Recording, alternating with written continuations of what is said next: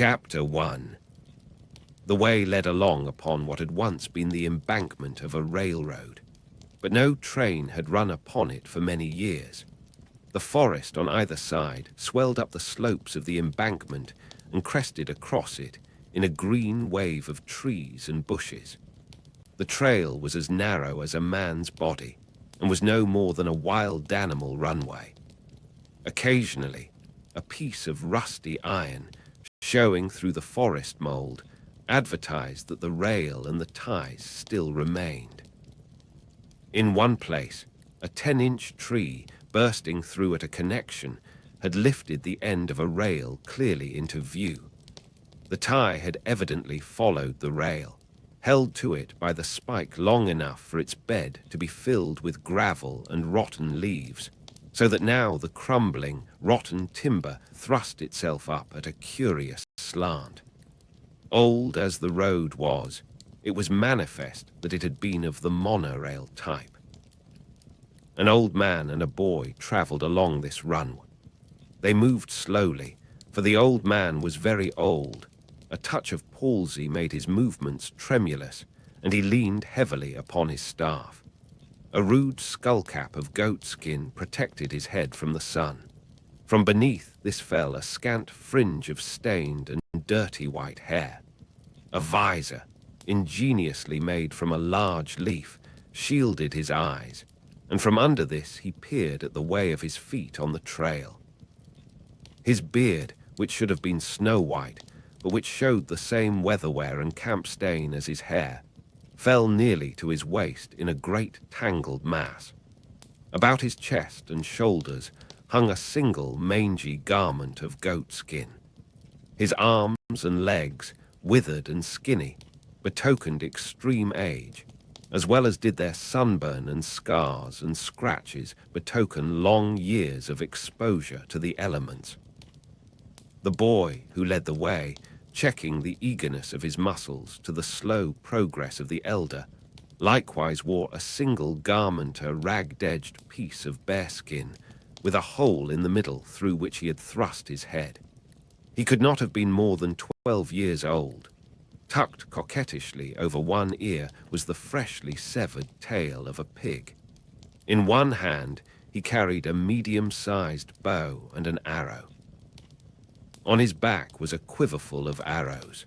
From a sheath hanging about his neck on a thong projected the battered handle of a hunting knife. He was as brown as a berry and walked softly, with almost a cat-like tread. In marked contrast with his sunburned skin were his eyes blue, deep blue, but keen and sharp as a pair of gimlets. They seemed to bore into aft about him in a way that was habitual. As he went along he smelled things as well, his distended, quivering nostrils carrying to his brain an endless series of messages from the outside world. Also, his hearing was acute, and had been so trained that it operated automatically.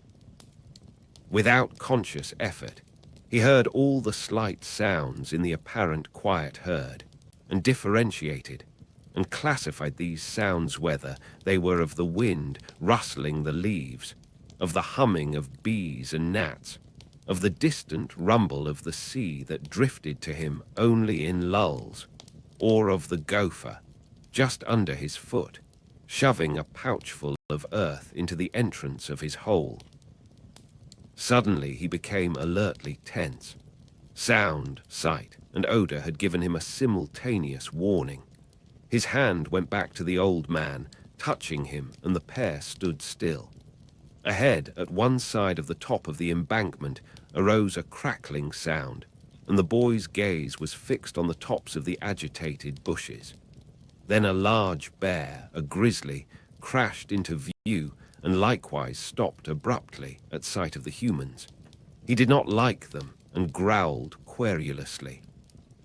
Slowly the boy fitted the arrow to the bow, and slowly he pulled the bowstring taut, but he never removed his eyes from the bear.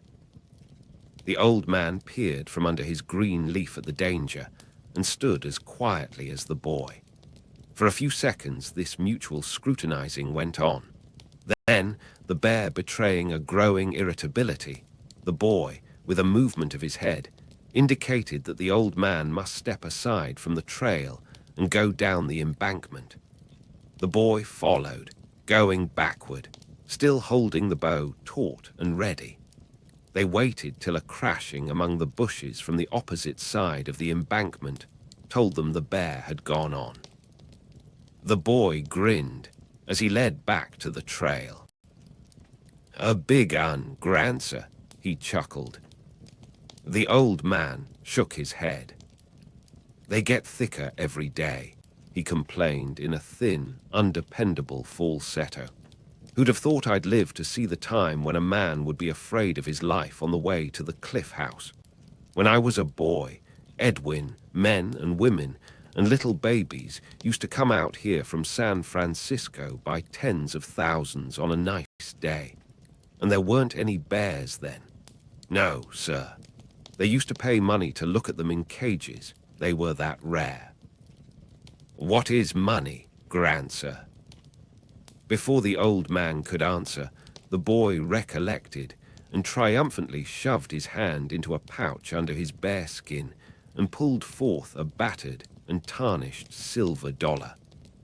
The old man's eyes glistened as he held the coin close to them. "I can't see," he muttered. "You look and see if you can make out the date, Edwin." The boy laughed. "You're a great Grancer," he cried delightedly, "always making believe them little marks mean something." The old man manifested an accustomed chagrin as he brought the coin back again close to his own eyes. 2012, he shrilled, and then fell to cackling grotesquely. That was the year Morgan V was appointed President of the United States by the Board of Magnates. It must have been one of the last coins minted, for the Scarlet Death came in 2013. Lord, think of it. 60 years ago, and I am the only person alive today that lived in those times. Where did you find it, Edwin?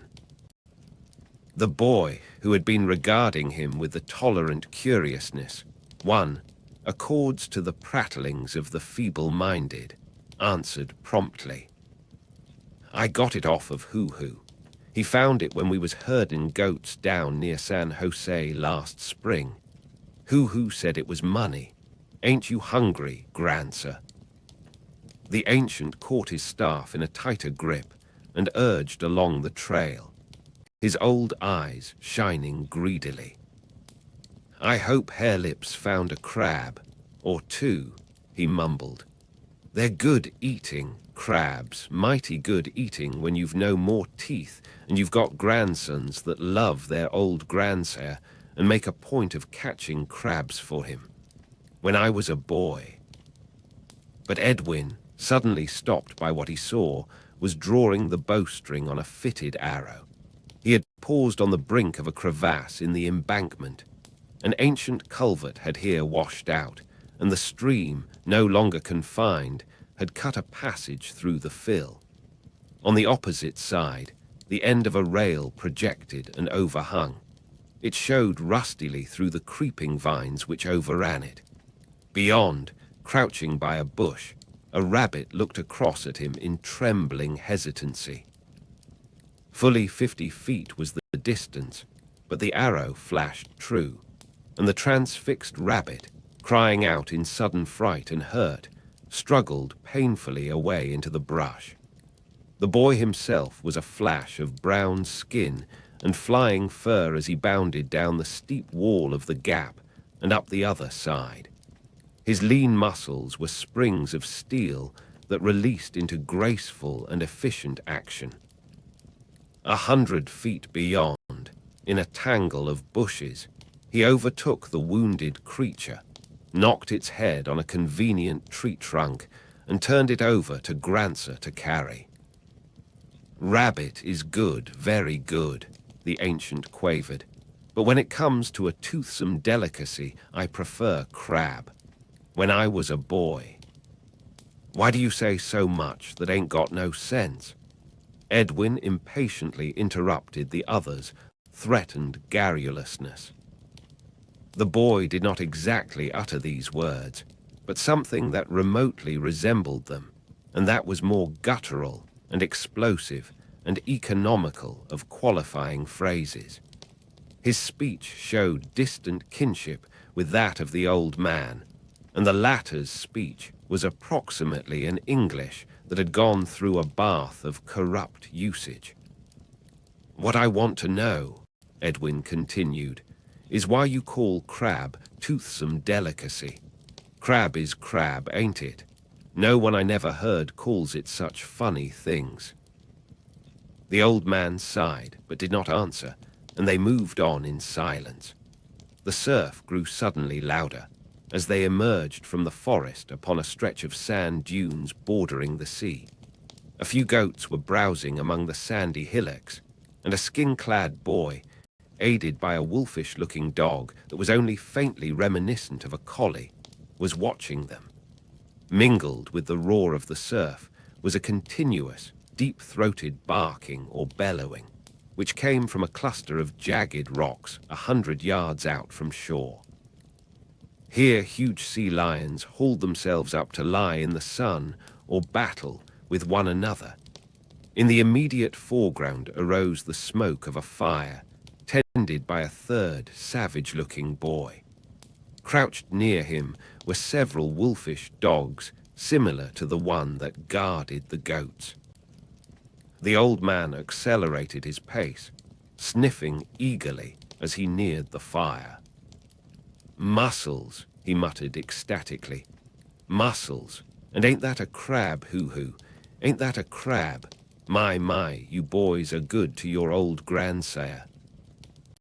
Hoo-hoo, who was apparently of the same age as Edwin, grinned. "All you want, grandsir. I got 4. The old man's palsied eagerness was pitiful. Sitting down in the sand as quickly as his stiff limbs would let him, he poked a large rock mussel from out of the coals. The heat had forced its shells apart, and the meat, salmon-colored, was thoroughly cooked. Between thumb and forefinger, in trembling haste, he caught the morsel and carried it to his mouth. But it was too hot, and the next moment was violently ejected. The old man spluttered with the pain, and tears ran out of his eyes and down his cheeks. The boys were true savages, possessing only the cruel humor of the savage. To them, the incident was excruciatingly funny, and they burst into loud laughter. Hoo-hoo danced up and down, while Edwin rolled gleefully on the ground. The boy with the goats came running to join in the fun. "Set 'em to cool, Edwin, set 'em to cool," the old man besought, in the midst of his grief, making no attempt to wipe away the tears that still flowed from his eyes. "And cool a crab, Edwin, too. You know your grandsire likes crabs." From the coals arose a great sizzling, which proceeded from the many mussels bursting open their shells and exuding their moisture. They were large shellfish, running from 3 to 6 inches in length. The boys raked them out with sticks and placed them on a large piece of driftwood to cool.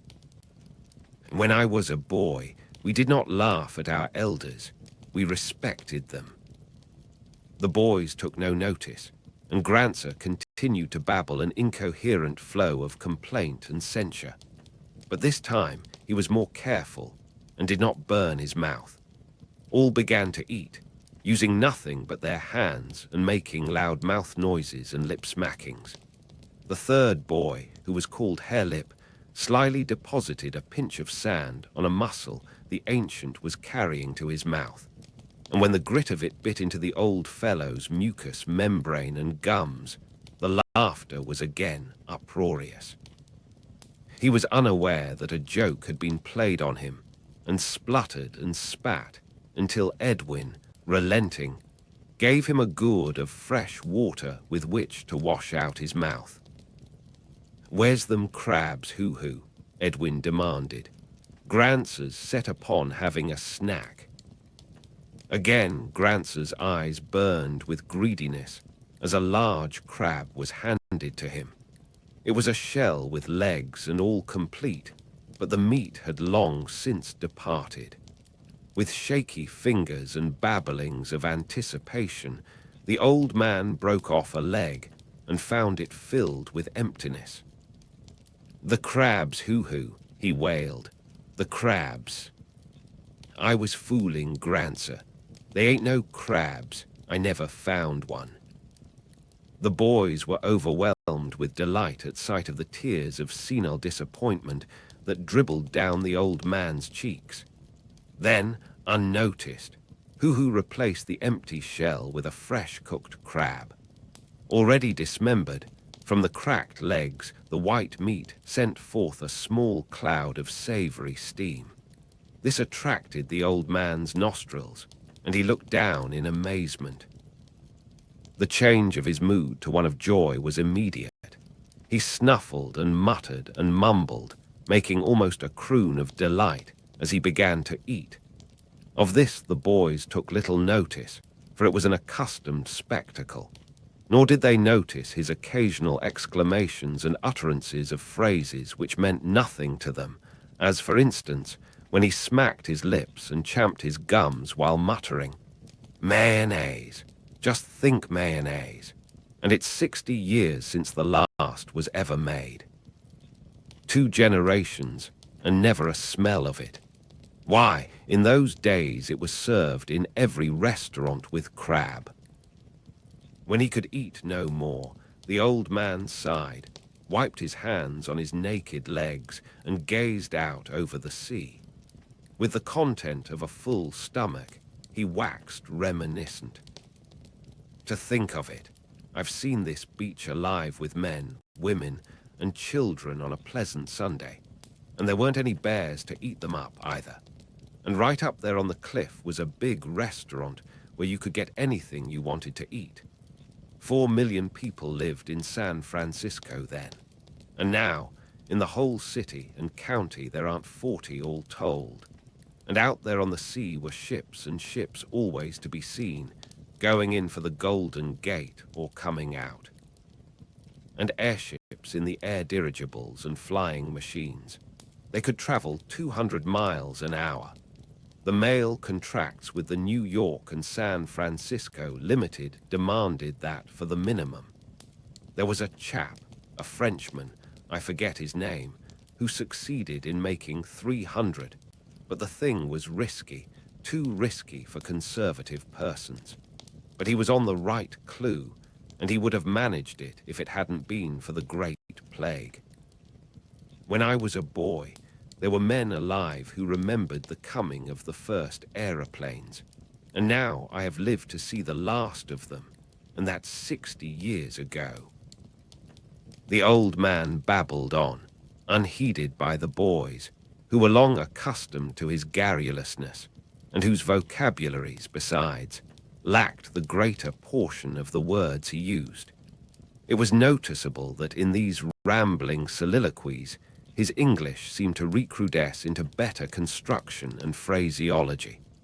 But when he talked directly with the boys, it lapsed, largely, into their own uncouth and simpler forms. But there weren't many crabs in those days, the old man wandered on. They were fished out, and they were great delicacies. The open season was only a month long, too, and now crabs are accessible the whole year around. Think of it catching all the crabs you want, any time you want, in the surf of the Cliff House beach. A sudden commotion among the goats brought the boys to their feet. The dogs about the fire rushed to join their snarling fellow who guarded the goats, while the goats themselves stampeded in the direction of their human protectors. A half-dozen forms, lean and grey, glided about on the sand hillocks and faced the bristling dogs. Edwin arched an arrow that fell short, but Harelip, with a sling such as David carried into battle against Goliath, hurled a stone through the air that whistled from the speed of its flight. It fell squarely among the wolves and caused them to slink away toward the dark depth of the eucalyptus forest. The boys laughed and lay down again in the sand, while Grancer sighed ponderously.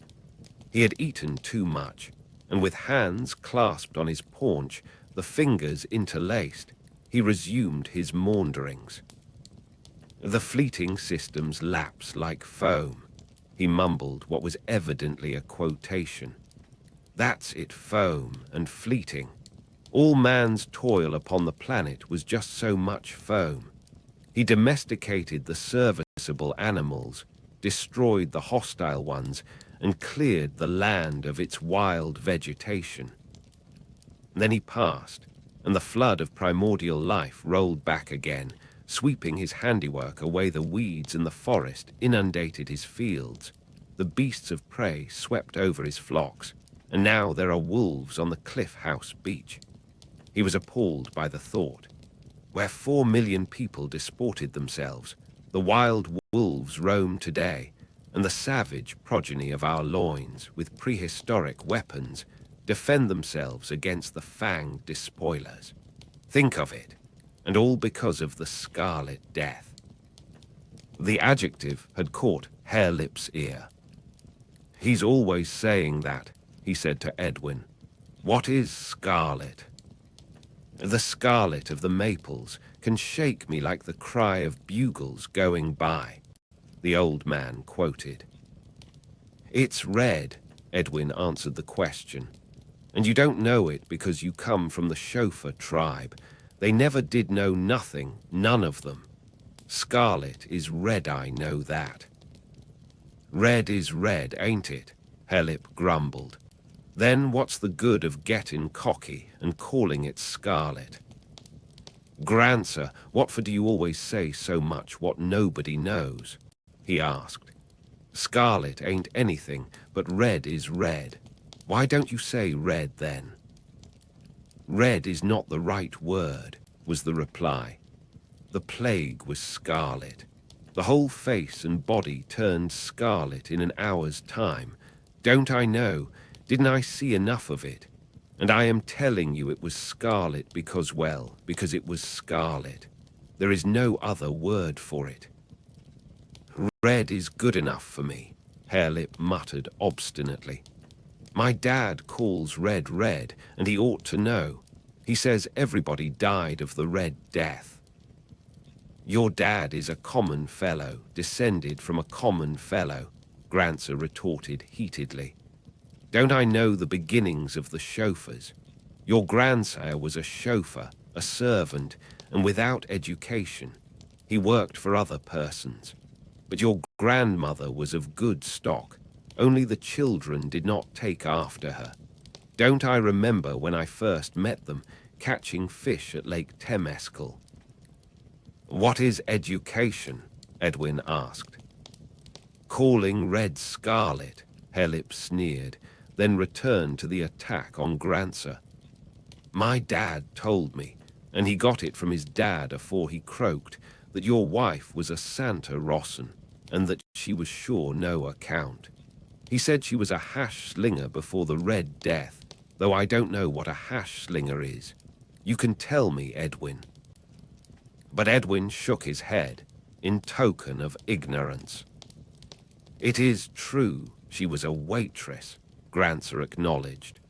But she was a good woman, and your mother was her daughter. Women were very scarce in the days after the plague. She was the only wife I could find, even if she was a hash slinger, as your father calls it.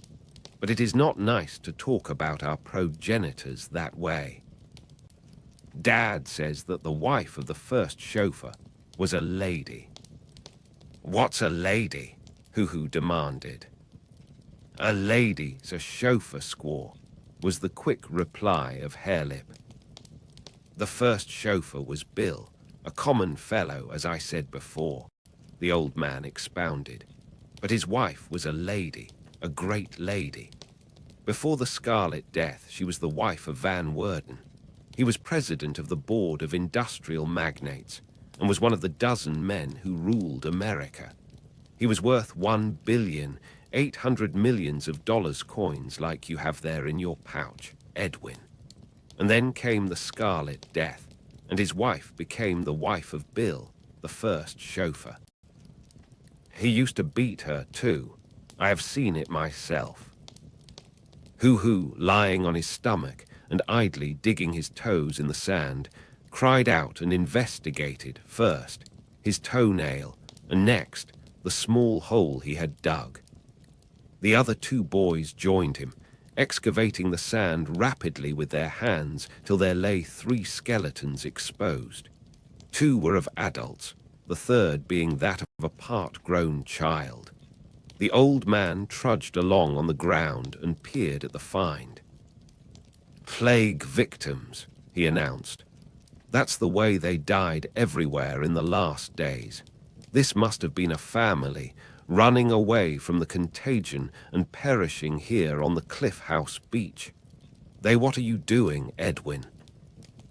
This question was asked in sudden dismay, as Edwin, using the back of his hunting knife, began to knock out the teeth from the jaws of one of the skulls. "Going to string 'em," was the response. The 3 boys were now hard at it, and quite a knocking and hammering arose, in which Grancer babbled on unnoticed. "You are true savages. Already has begun the custom of wearing human teeth. In another generation, you will be perforating your noses and ears and wearing ornaments of bone and shell. I know. The human race is doomed to sink back farther and farther into the primitive night, ere again it begins its bloody climb upward to civilization. When we increase and feel the lack of room, we will proceed to kill one another. And then I suppose you will wear human scalp locks at your waist, as well as you, Edwin, who are the gentlest of my grandsons, have already begun with that vile pigtail. Throw it away, Edwin, boy, throw it away." "What a gabble the old geezer makes," Harelip remarked. When the teeth all extracted, they began an attempt at equal division. They were very quick and abrupt in their actions, and their speech, in moments of hot discussion over the allotment of the choicer teeth, was truly a gabble. They spoke in monosyllables and short, jerky sentences that was more a gibberish than a language. And yet, through it ran hints of grammatical construction, and appeared vestiges of the conjugation of some superior culture. Even the speech of Grancer was so corrupt that were it put down literally, it would be almost so much nonsense to the reader. This, however, was when he talked with the boys. When he got into the full swing of babbling to himself, it slowly purged itself into pure English. The sentences grew longer and were enunciated with a rhythm and ease that was reminiscent of the lecture platform. "Tell us about the Red Death, Grancer," Harelip demanded, when the teeth affair had been satisfactorily concluded. "The Scarlet Death," Edwin corrected. "And don't work all that funny lingo on us," Harelip went on. "Talk sensible, Grancer, like a Santa Rossan ought to talk. Other Santa Rossans don't talk like you."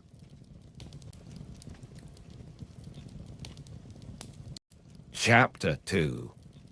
The old man showed pleasure in being thus called upon. He cleared his throat and began.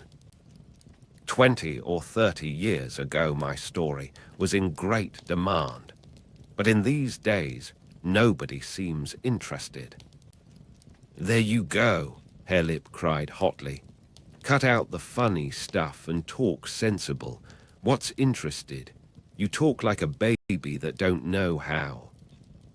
"Let him alone," Edwin urged, "or he'll get mad and won't talk at all. Skip the funny places. We'll catch on to some of what he tells us." "Let her go, Grancer," Hoo-Hoo encouraged. For the old man was already maundering about the disrespect for elders and the reversion to cruelty of all humans that fell from high culture to primitive conditions. The tale began.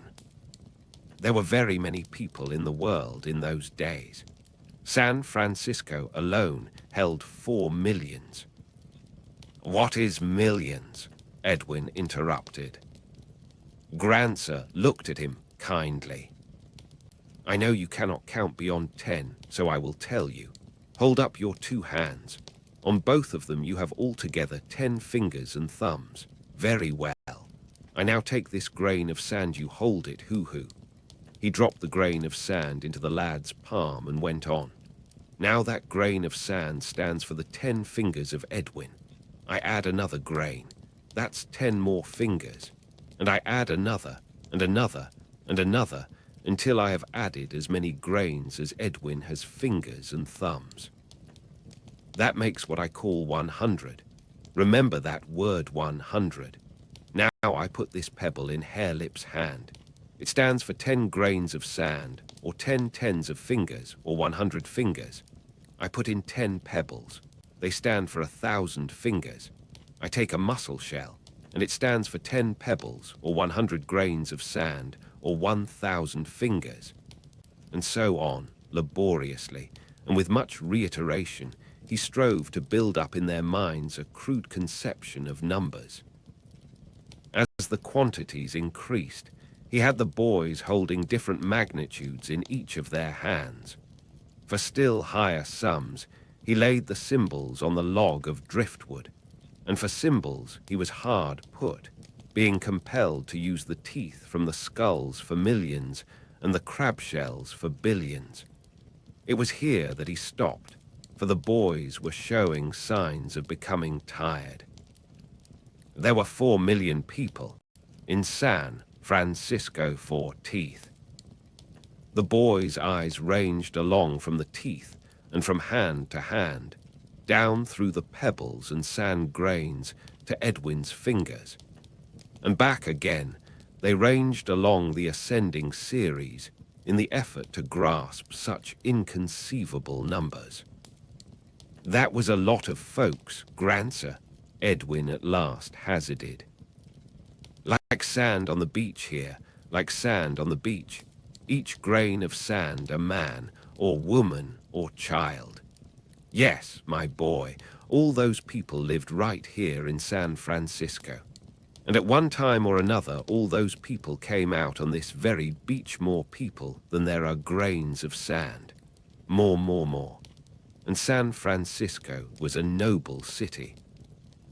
And across the bay where we camped last year, even more people lived, clear from Point Richmond, on the level ground and on the hills, all the way around to San Leandro, one great city of 7 million people, 7 teeth. There, that's it, 7 millions.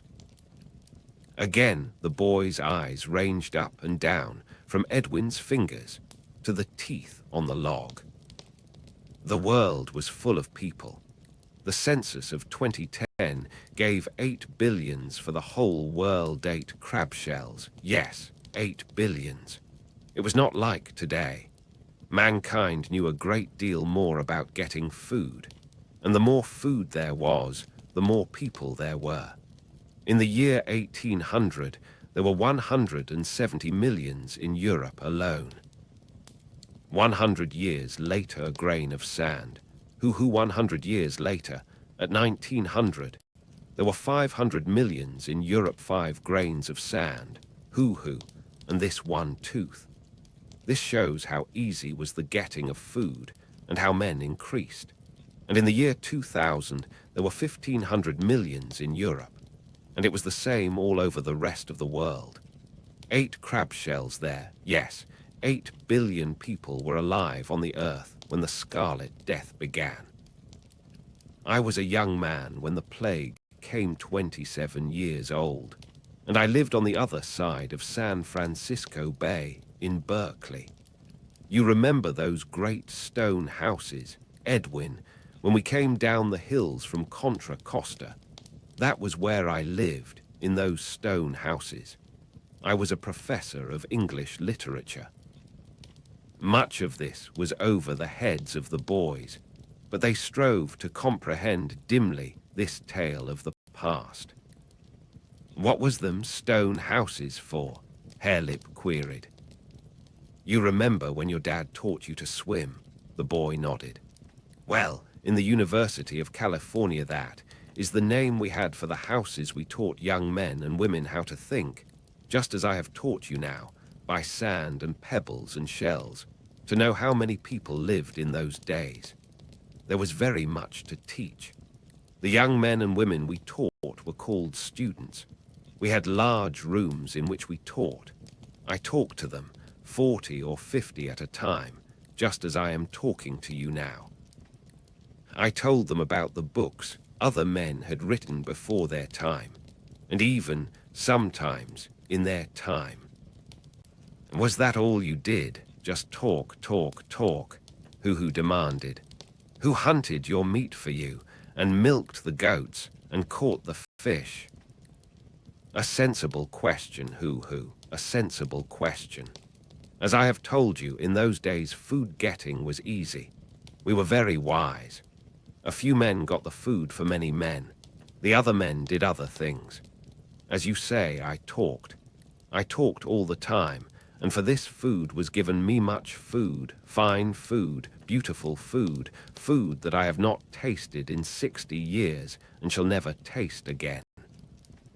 I sometimes think the most wonderful achievement of our tremendous civilization was its inconceivable abundance, its infinite variety, its marvelous delicacy.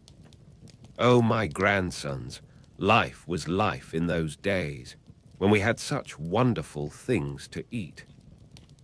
This was beyond the boys, and they let it slip by, words and thoughts, as a mere senile wandering in the narrative. Our food-getters were called freemen. This was a joke. We of the ruling classes owned all the land, all the machines, everything. These food-getters were our slaves. We took almost all the food they got, and left them a little so that they might eat and work and get us more food. I'd have gone into the forest and got food for myself, Harelip announced, and if any man tried to take it away from me, I'd have killed him. The old man laughed. Did I not tell you that we of the ruling class owned all the land, all the forest, everything? Any food-getter who would not get food for us, him we punished or compelled to starve to death. And very few did that. They preferred to get food for us and make clothes for us and prepare and administer to us 1,000 a mussel shell, who 1,000 satisfactions and delights. And I was Professor Smith in those days, Professor James Howard Smith. And my lecture courses were very popular, that is. Very many of the young men and women liked to hear me talk about the books other men had written. And I was very happy, and I had beautiful things to eat. And my hands were soft, because I did no work with them, and my body was clean all over and dressed in the softest garments. He surveyed his mangy goatskin with disgust. We did not wear such things in those days. Even the slaves had better garments, and we were most clean. We washed our faces and hands often every day. You boys never wash unless you fall into the water or go swimming. Neither do you, Granza, Hoo-hoo retorted. I know, I am a filthy old man, but times have changed. Nobody washes these days. There are no conveniences. It is 60 years since I have seen a piece of soap. You do not know what soap is, and I shall not tell you, for I am telling the story of the Scarlet Death. You know what sickness is. We called it a disease. Very many of the diseases came from what we called germs. Remember that word, germs. A germ is a very small thing. It is like a wood tick, such as you find on the dogs in the spring of the year when they run in the forest. Only the germ is very small. It is so small that you cannot see it. Hoo-hoo began to laugh. You're a queer Grancer, talking about things you can't see. If you can't see 'em, how do you know they are? That's what I want to know. How do you know anything you can't see? A good question, a very good question, hoo-hoo. But we did see some of them.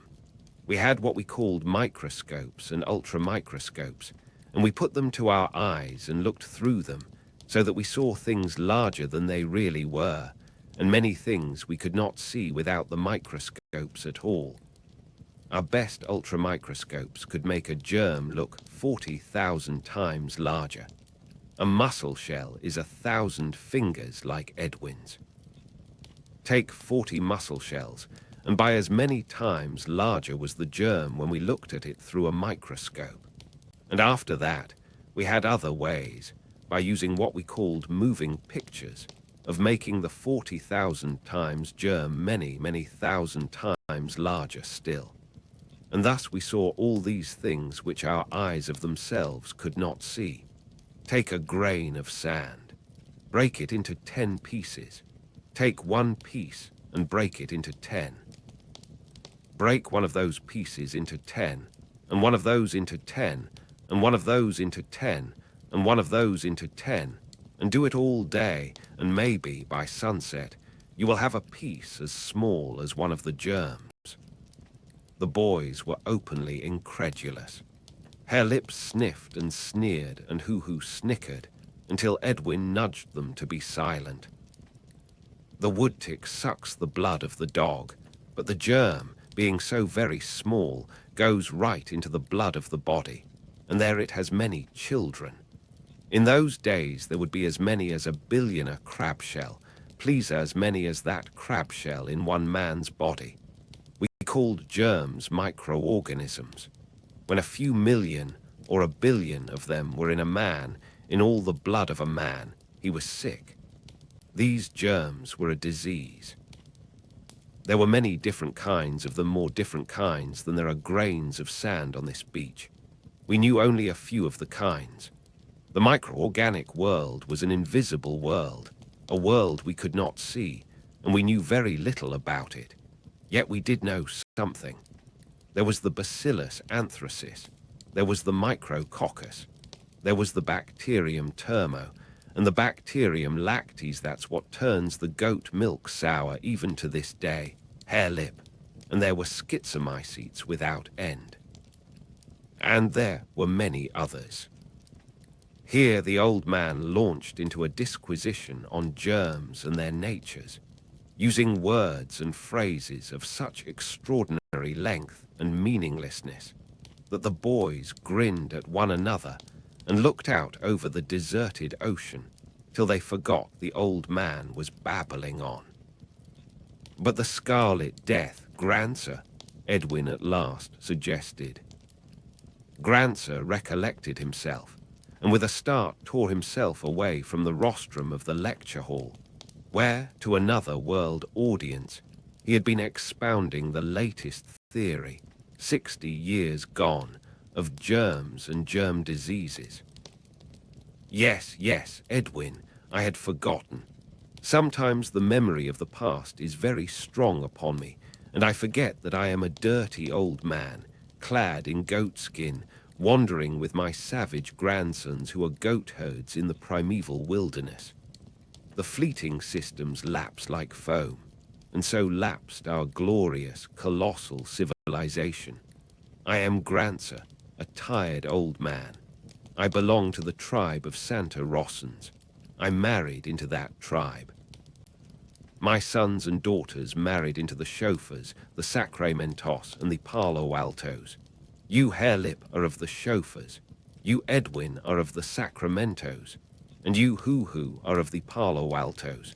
Your tribe takes its name from a town that was near the seat of another great institution of learning. It was called Stanford University. Yes, I remember now. It is perfectly clear. I was telling you of the Scarlet Death. Where was I in my story? You was telling about germs, the things you can't see but which make men sick, Edwin prompted. Yes, that's where I was. A man did not notice at first when only a few of these germs got into his body. But each germ broke in half and became 2 germs, and they kept doing this very rapidly so that in a short time there were many millions of them in the body. Then the man was sick.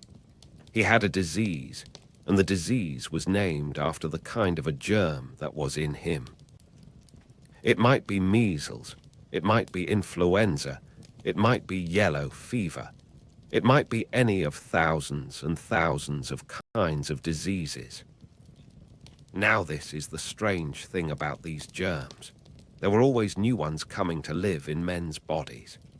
Long and long and long ago, when there were only a few men in the world, there were few diseases. But as men increased and lived closely together in great cities and civilizations, new diseases arose. New kinds of germs entered their bodies. Thus were countless millions and billions of human beings killed. And the more thickly men packed together, the more terrible were the new diseases that came to be. Long before my time, in the Middle Ages, there was the Black Plague that swept across Europe. It swept across Europe many times. There was tuberculosis that entered into men wherever they were thickly packed. 100 years before my time, there was the bubonic plague, and in Africa was the sleeping sickness. The bacteriologists fought all these sicknesses and destroyed them, just as you boys fight the wolves away from your goats or squash the mosquitoes that light on you. The bacteriologists. But, Grandsir, what is a what you call it? Edwin interrupted. You, Edwin, are a goat herd. Your task is to watch the goats. You know a great deal about goats. A bacteriologist watches germs. That's his task, and he knows a great deal about them. So, as I was saying, the bacteriologists fought with the germs and destroyed them sometimes. There was leprosy, a horrible disease. 100 years before I was born, the bacteriologists discovered the germ of leprosy. They knew all about it. They made pictures of it. I have seen those pictures. But they never found a way to kill it. But in 1984, there was the Pantoblast Plague, a disease that broke out in a country called Brazil and that killed millions of people. But the bacteriologists found it out and found the way to kill it, so that the Pantoblast Plague went no farther. They made what they called a serum, which they put into a man's body and which killed the Pantoblast germs without killing the man. And in 1910, there was pellagra and also the hookworm. These were easily killed by the bacteriologists. But in 1947, there arose a new disease that had never been seen before. It got into the bodies of babies of only 10 months old or less, and it made them unable to move their hands and feet, or to eat, or anything. And the bacteriologists were 11 years in discovering how to kill that particular germ and save the babies. In spite of all these diseases, and of all the new ones that continue to arise, there were more and more men in the world. This was because it was easy to get food. The easier it was to get food, the more men there were. The more men there were, the more thickly were they packed together on the earth. And the more thickly they were packed, the more new kinds of germs became diseases. There were warnings. Soldovetsky, as early as 1929, told the bacteriologists that they had no guarantee against some new disease, 1,000 times more deadly than any they knew, arising and killing by the hundreds of millions and even by the billion. You see, the microorganic world remained a mystery to the end. They knew there was such a world, and that from time to time, armies of new germs emerged from it to kill men. And that was all they knew about it. For all they knew, in that invisible microorganic world, there might be as many different kinds of germs as there are grains of sand on this beach. And also, in that same invisible world, it might well be that new kinds of germs came to be. It might be there that life originated the abysmal fecundity, Soldovetsky called it, applying the words of other men who had written before him. It was at this point that Harelip rose to his feet, an expression of huge contempt on his face. "Grancer," he announced, "you make me sick with your gabble. Why don't you tell about the Red Death? If you ain't going to, say so, and we'll start back for camp." The old man looked at him and silently began to cry.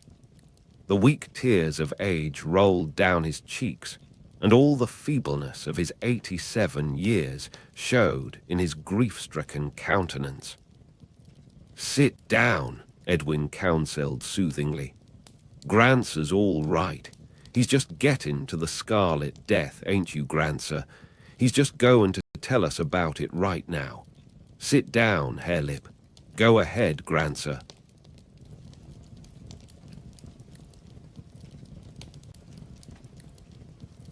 Chapter 3. The old man wiped the tears away on his grimy knuckles and took up the tale in a tremulous, piping voice that soon strengthened as he got the swing of the narrative. It was in the summer of 2013 that the plague came. I was 27 years old, and well do I remember it. Wireless dispatches. Harelip spat loudly his disgust, and Grancer hastened to make amends. We talked through the air in those days, thousands and thousands of miles, and the word came of a strange disease that had broken out in New York. There were 17 millions of people living then in that noblest city of America. Nobody thought anything about the news. It was only a small thing. There had been only a few deaths. It seemed, though, that they had died very quickly, and that one of the first signs of the disease was the turning red of the face and all the body. Within 24 hours came the report of the first case in Chicago. And on the same day, it was made public that London, the greatest city in the world, next to Chicago, had been secretly fighting the plague for 2 weeks and censoring the news dispatches, that is, not permitting the word to go forth to the rest of the world that London had the plague. It looked serious, but we in California, like everywhere else, were not alarmed. We were sure that the bacteriologists would find a way to overcome this new germ, just as they had overcome other germs in the past. But the trouble was the astonishing quickness with which this germ destroyed human beings, and the fact that it inevitably killed any human body it entered. No one ever recovered.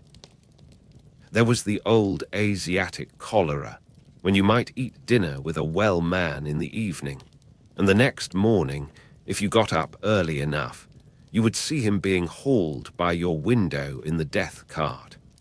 But this new plague was quicker than that, much quicker. From the moment of the first signs of it, a man would be dead in an hour. Some lasted for several hours. Many died within 10 or 15 minutes of the appearance of the first signs. The heart began to beat faster and the heat of the body to increase. Then came the scarlet rash, spreading like wildfire over the face and body. Most persons never noticed the increase in heat and heartbeat, and the first they knew was when the scarlet rash came out. Usually, they had convulsions at the time of the appearance of the rash, but these convulsions did not last long and were not very severe. If one lived through them, he became perfectly quiet, and only did he feel a numbness swiftly creeping up his body from the feet. The heels became numb first, then the legs and hips, and when the numbness reached as high as his heart, he died. They did not rave or sleep. Their minds always remained cool and calm up to the moment their heart numbed and stopped. And another strange thing was the rapidity of decomposition. No sooner was a person dead than the body seemed to fall to pieces, to fly apart, to melt away even as you looked at it. That was one of the reasons the plague spread so rapidly. All the billions of germs in a corpse were so immediately released. And it was because of all this that the bacteriologists had so little chance in fighting the germs. They were killed in their laboratories even as they studied the germ of the Scarlet Death. They were heroes. As fast as they perished, others stepped forth and took their places. It was in London that they first isolated it.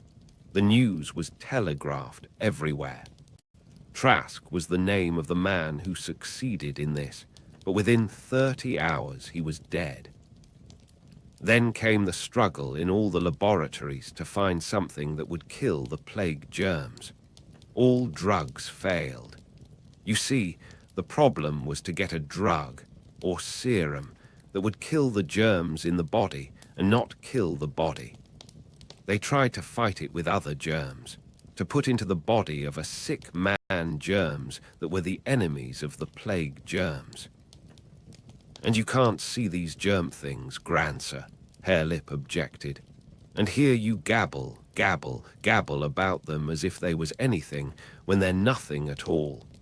Anything you can't see ain't, that's what. Fighting things that ain't with things that ain't. They must have been all fools in them days. That's why they croaked. I ain't going to believe in such rot, I tell you that. Grancer promptly began to weep, while Edwin hotly took up his defense. Look here, Harelip, you believe in lots of things you can't see. Harelip shook his head. You believe in dead men walking about. You never seen one dead man walk about. I tell you I seen 'em last winter when I was wolf hunting with Dad. Well, you always spit when you cross running water, Edwin challenged. That's to keep off bad luck, was Harelip's defense. You believe in bad luck? Sure. And you ain't never seen bad luck, Edwin concluded triumphantly. You're just as bad as Grancer and his germs. You believe in what you don't see. Go on, Grancer. Harelip, crushed by this metaphysical defeat, remained silent, and the old man went on. Often and often, though this narrative must not be clogged by the details, was Grancer's tale interrupted while the boys squabbled among themselves. Also, among themselves, they kept up a constant, low-voiced exchange of explanation and conjecture, as they strove to follow the old man into his unknown and vanished world. The Scarlet Death broke out in San Francisco. The first death came on a Monday morning. By Thursday, they were dying like flies in Oakland and San Francisco. They died everywhere in their beds, at their work, walking along the street. It was on Tuesday that I saw my first death, Miss Colburn, one of my students, sitting right there before my eyes in my lecture room. I noticed her face while I was talking. It had suddenly turned scarlet. I ceased speaking and could only look at her, for the first fear of the plague was already on all of us, and we knew that it had come. The young women screamed and ran out of the room. So did the young men run out, all but two. Miss Colburn's convulsions were very mild and lasted less than a minute. One of the young men fetched her a glass of water. She drank only a little of it and cried out. My feet, all sensation has left them. After a minute she said, I have no feet. I am unaware that I have any feet, and my knees are cold. I can scarcely feel that I have knees. She lay on the floor, a bundle of notebooks under her head, and we could do nothing. The coldness and the numbness crept up past her hips to her heart, and when it reached her heart, she was dead. In 15 minutes, by the clock I timed it, she was dead there, in my own classroom, dead. And she was a very beautiful, strong, healthy young woman. And from the first sign of the plague to her death, only 15 minutes elapsed. That will show you how swift was the Scarlet Death. Yet in those few minutes I remained with the dying woman in my classroom. The alarm had spread over the university, and the students, by thousands, all of them, had deserted the lecture room and laboratories. When I emerged, on my way to make report to the president of the faculty, I found the university deserted. Across the campus were several stragglers hurrying for their homes. 2 of them were running. President Hogue I found in his office, all alone, looking very old and very grey, with a multitude of wrinkles in his face that I had never seen before. At the sight of me, he pulled himself to his feet and tottered away to the inner office, banging the door after him and locking it. You see, he knew I had been exposed, and he was afraid. He shouted to me through the door to go away. I shall never forget my feelings as I walked down the silent corridors and out across that deserted campus. I was not afraid. I had been exposed, and I looked upon myself as already dead. It was not that, but a feeling of awful depression that impressed me. Everything had stopped. It was like the end of the world to me, my world. I had been born within sight and sound of the university. It had been my predestined career. My father had been a professor there before me, and his father before him. For a century and a half had this university, like a splendid machine, been running steadily on. And now, in an instant, it had stopped. It was like seeing the sacred flame die down on some thrice sacred altar. I was shocked, unutterably shocked. When I arrived home, my housekeeper screamed as I entered and fled away. And when I rang, I found the housemaid had likewise fled. I investigated. In the kitchen, I found the cook on the point of departure. But she screamed too, and in her haste dropped a suitcase of her personal belongings and ran out of the house and across the grounds, still screaming. I can hear her scream to this day. You see, we did not act in this way when ordinary diseases smote us. We were always calm over such things and sent for the doctors and nurses who knew just what to do. But this was different.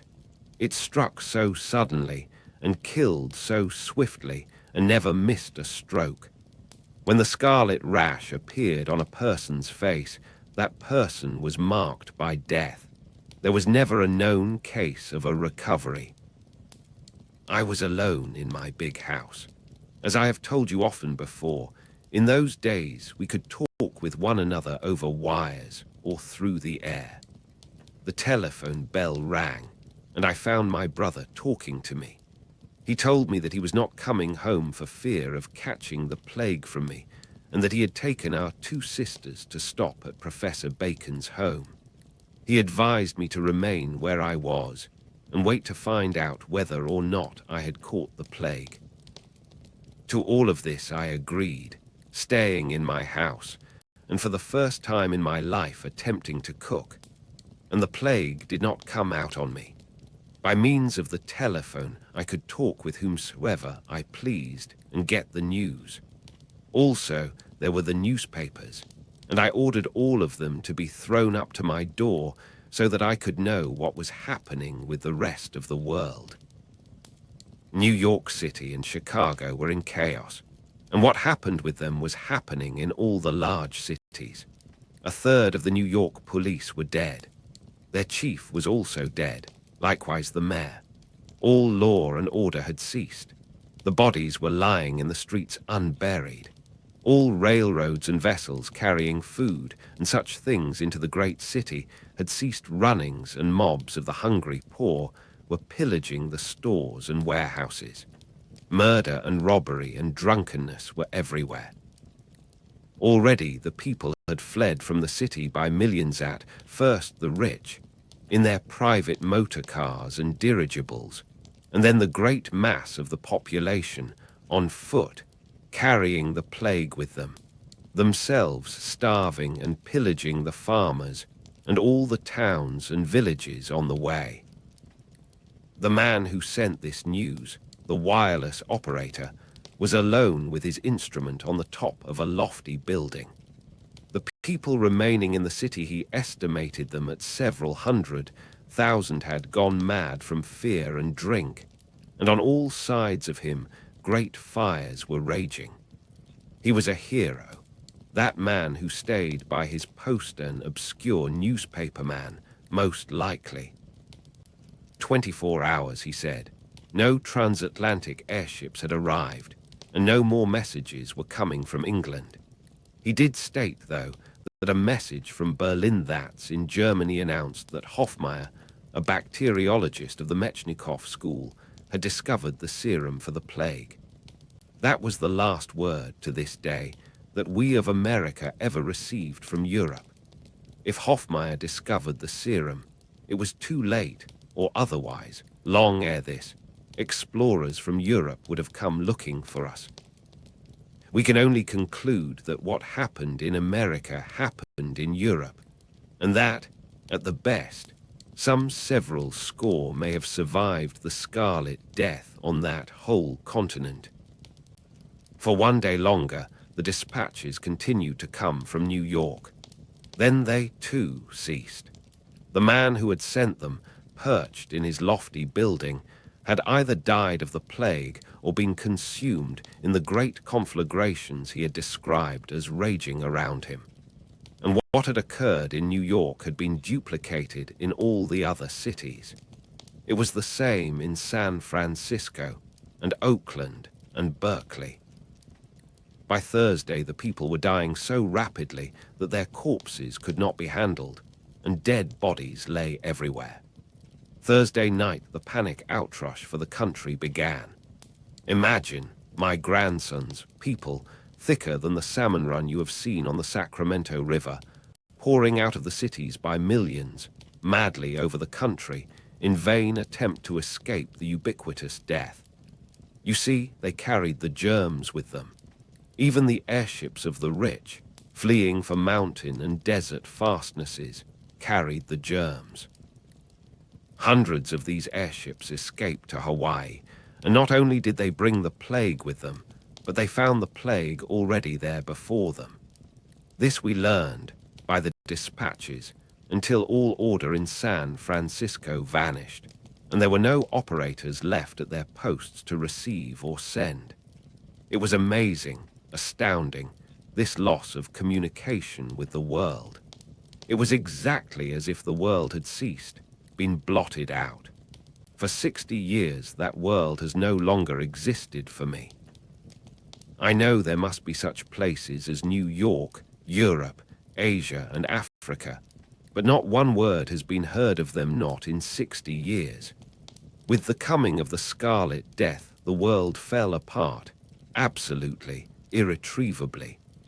10,000 years of culture and civilization passed in the twinkling of an eye, lapsed like foam. I was telling about the airships of the rich. They carried the plague with them, and no matter where they fled, they died. I never encountered but one survivor of any of them, Mungerson. He was afterwards a Santa Rossan, and he married my eldest daughter. He came into the tribe 8 years after the plague. He was then 19 years old, and he was compelled to wait 12 years more before he could marry. You see, there were no unmarried women, and some of the older daughters of the Santa Rossans were already bespoken. So he was forced to wait until my Mary had grown to 16 years. It was his son, Gimpleg, who was killed last year by the mountain lion. Mungerson was 11 years old at the time of the plague. His father was one of the industrial magnates, a very wealthy, powerful man. It was on his airship, the Condor, that they were fleeing with all the family for the wilds of British Columbia, which is far to the north of here. But there was some accident, and they were wrecked near Mount Shasta. You have heard of that mountain. It is far to the north. The plague broke out amongst them, and this boy of 11 was the only survivor.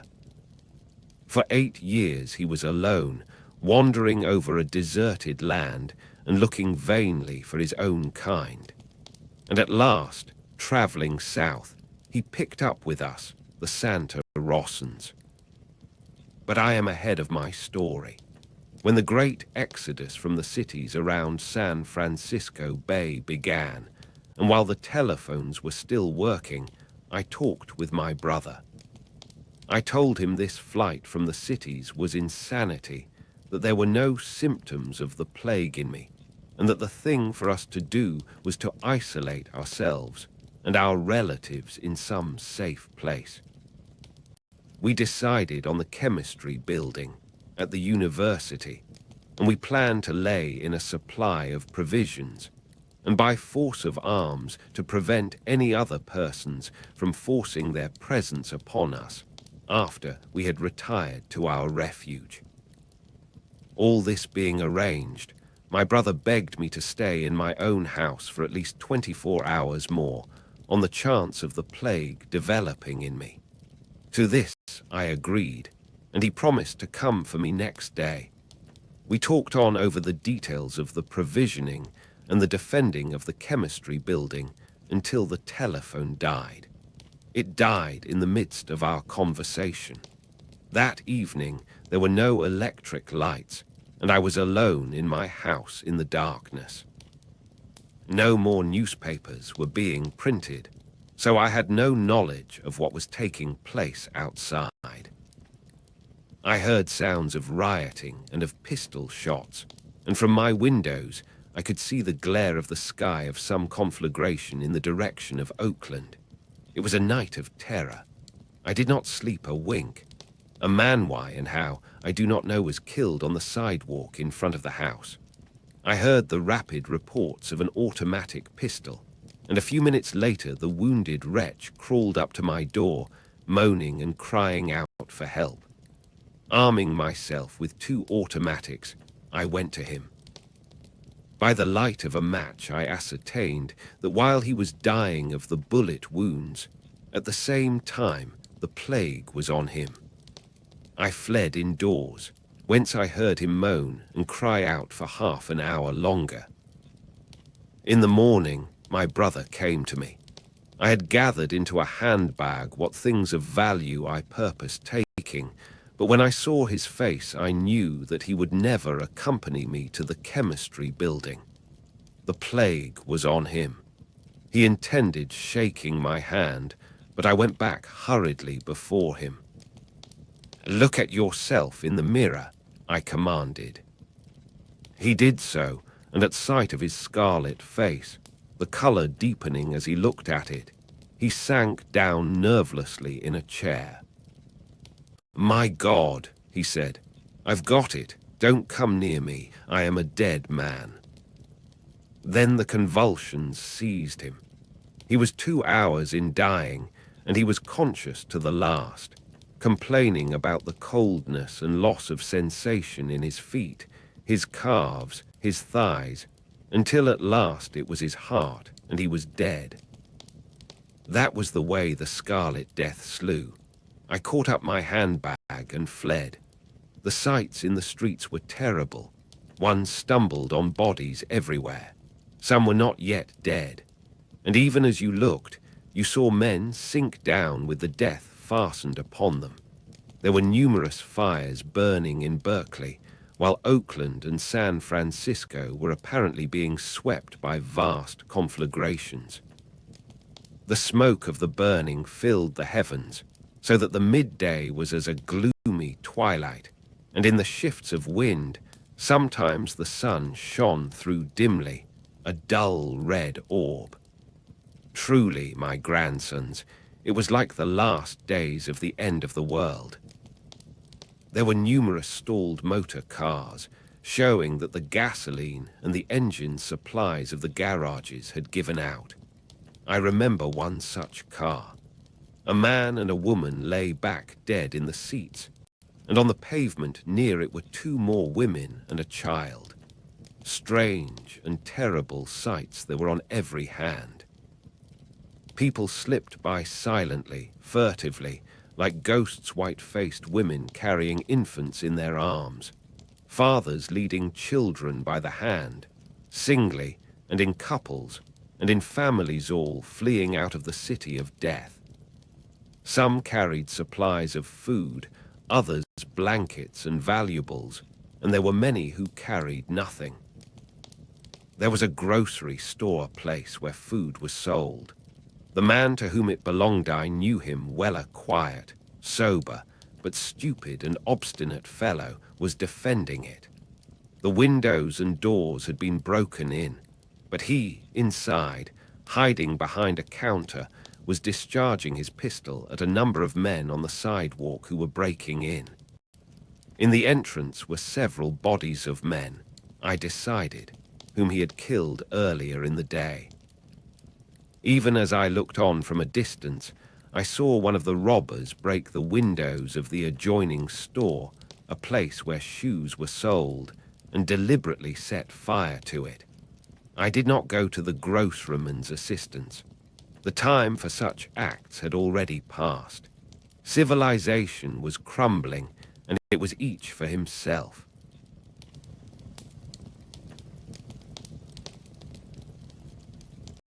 Chapter 4. I went away hastily, down a cross street, and at the first corner I saw another tragedy. Two men of the working class had caught a man and a woman with two children and were robbing them. I knew the man by sight, though I had never been introduced to him. He was a poet whose verses I had long admired. Yet I did not go to his help, for at the moment I came upon the scene there was a pistol shot, and I saw him sinking to the ground. The woman screamed, and she was felled with a fist blow by one of the brutes.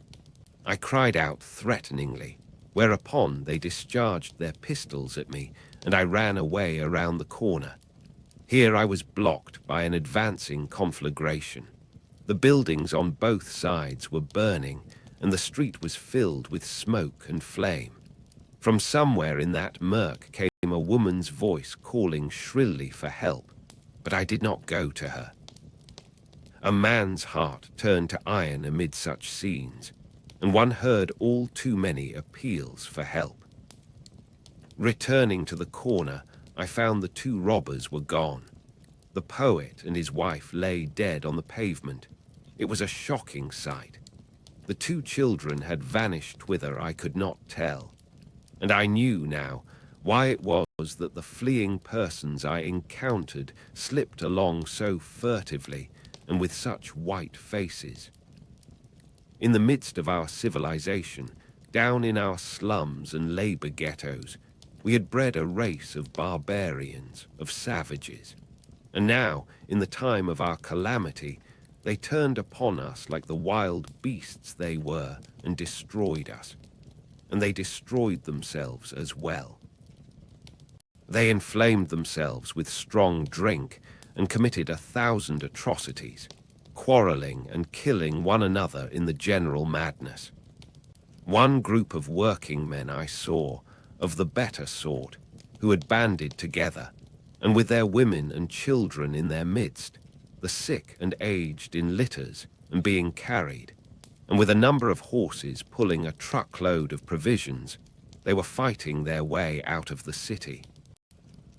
They made a fine spectacle as they came down the street through the drifting smoke, though they nearly shot me when I first appeared in their path. As they went by, one of their leaders shouted out to me in apologetic explanation. He said they were killing the robbers and looters on sight, and that they had thus banded together as the only means by which to escape the prowlers. It was here that I saw for the first time what I was soon to see so often. One of the marching men had suddenly shown the unmistakable mark of the plague. Immediately those about him drew away, and he, without a remonstrance, stepped out of his place to let them pass on. A woman, most probably his wife, attempted to follow him. She was leading a little boy by the hand, but the husband commanded her sternly to go on, while others laid hands on her and restrained her from following him. This I saw, and I saw the man also, with his scarlet blaze of face, step into a doorway on the opposite side of the street. I heard the report of his pistol and saw him sink lifeless to the ground. After being turned aside twice again by advancing fires, I succeeded in getting through to the university. On the edge of the campus, I came upon a party of university folk who were going in the direction of the chemistry building. They were all family men, and their families were with them, including the nurses and the servants. Professor Badminton greeted me. I had difficulty in recognizing him. Somewhere he had gone through flames, and his beard was singed off. About his head was a bloody bandage, and his clothes were filthy. He told me he had prowlers, and that his brother had been killed the previous night in the defense of their dwelling. Midway across the campus, he pointed suddenly to Mrs. Swinton's face. The unmistakable scarlet was there. Immediately, all the other women set up a screaming and began to run away from her. Her 2 children were with a nurse, and these also ran with the women. But her husband, Dr. Swinton, remained with her. "Go on, Smith," he told me. "Keep an eye on the children. As for me, I shall stay with my wife. I know she is as already dead, but I can't leave her. Afterwards, if I escape, I shall come to the chemistry building, and you watch for me and let me in." I left him bending over his wife and soothing her last moments, while I ran to overtake the party. We were the last to be admitted to the chemistry building. After that, with our automatic rifles, we maintained our isolation. By our plans, we had arranged for a company of 60 to be in this refuge. Instead, every one of the number originally planned had added relatives and friends and whole families until there were over 400 souls. But the chemistry building was large, and standing by itself, was in no danger of being burned by the great fires that raged everywhere in the city. A large quantity of provisions had been gathered, and a food committee took charge of it, issuing rations daily to the various families and groups that arranged themselves into messes. A number of committees were appointed, and we developed a very efficient organization. I was on the Committee of Defense, though for the first day no prowlers came near. We could see them in the distance, however, and by the smoke of their fires knew that several camps of them were occupying the far edge of the campus. Drunkenness was rife, and often we heard them singing ribald songs or insanely shouting. While the world crashed to ruin about them, and all the air was filled with the smoke of its burning, these low creatures gave rein to their bestiality and fought and drank and died. And after all, what did it matter? Everybody died anyway, the good and the bad, the efficients and the weaklings, those that loved to live and those that scorned to live. They passed. Everything passed. When 24 hours had gone by and no signs of the plague were apparent, we congratulated ourselves and set about digging a well. You have seen the great iron pipes which in those days carried water to all the city dwellers. We feared that the fires in the city would burst the pipes and empty the reservoirs. So we tore up the cement floor of the central court of the chemistry building and dug a well. There were many young men, undergraduates, with us, and we worked night and day on the well. And our fears were confirmed. 3 hours before we reached water, the pipes went dry. A second 24 hours passed, and still the plague did not appear among us. We thought we were saved, but we did not know what I afterwards decided to be true, namely, that the period of the incubation of the plague germs in a human's body was a matter of a number of days. It slew so swiftly when once it manifested itself that we were led to believe that the period of incubation was equally swift. So, when 2 days had left us unscathed, we were elated with the idea that we were free of the contagion. But the 3rd day disillusioned us. I can never forget the night preceding it. I had charge of the night guards from 8 to 12, and from the roof of the building I watched the passing of all man's glorious works. So terrible were the local conflagrations that all the sky was lighted up. One could read the finest print in the red glare. All the world seemed wrapped in flames. San Francisco spouted smoke and fire from a score of vast conflagrations that were like so many active volcanoes. Oakland, San Leandro, Hayward's all were burning, and to the northward, clear to Point Richmond, other fires were at work. It was an awe-inspiring spectacle. Civilization, my grandsons, civilization was passing in a sheet of flame and a breath of death. At 10 o'clock that night, the great powder magazines at Point Pinole exploded in rapid succession. So terrific were the concussions that the strong building rocked as in an earthquake, while every pane of glass was broken. It was then that I left the roof and went down the long corridors, from room to room, quieting the alarmed women and telling them what had happened. An hour later, at a window on the ground floor, I heard pandemonium break out in the camps of the prowlers. There were cries and screams, and shots from many pistols. As we afterward conjectured, this fight had been precipitated by an attempt on the part of those that were well to drive out those that were sick. At any rate, a number of the plague-stricken prowlers escaped across the campus and drifted against our doors. We warned them back, but they cursed us and discharged a fusillade from their pistols. Professor Merriweather at one of the windows was instantly killed, the bullet striking him squarely between the eyes. We opened fire in turn, and all the prowlers fled away with the exception of 3. One was a woman. The plague was on them, and they were reckless. Like foul fiends, there in the red glare from the skies, with faces blazing, they continued to curse us and fire at us. One of the men I shot with my own hand.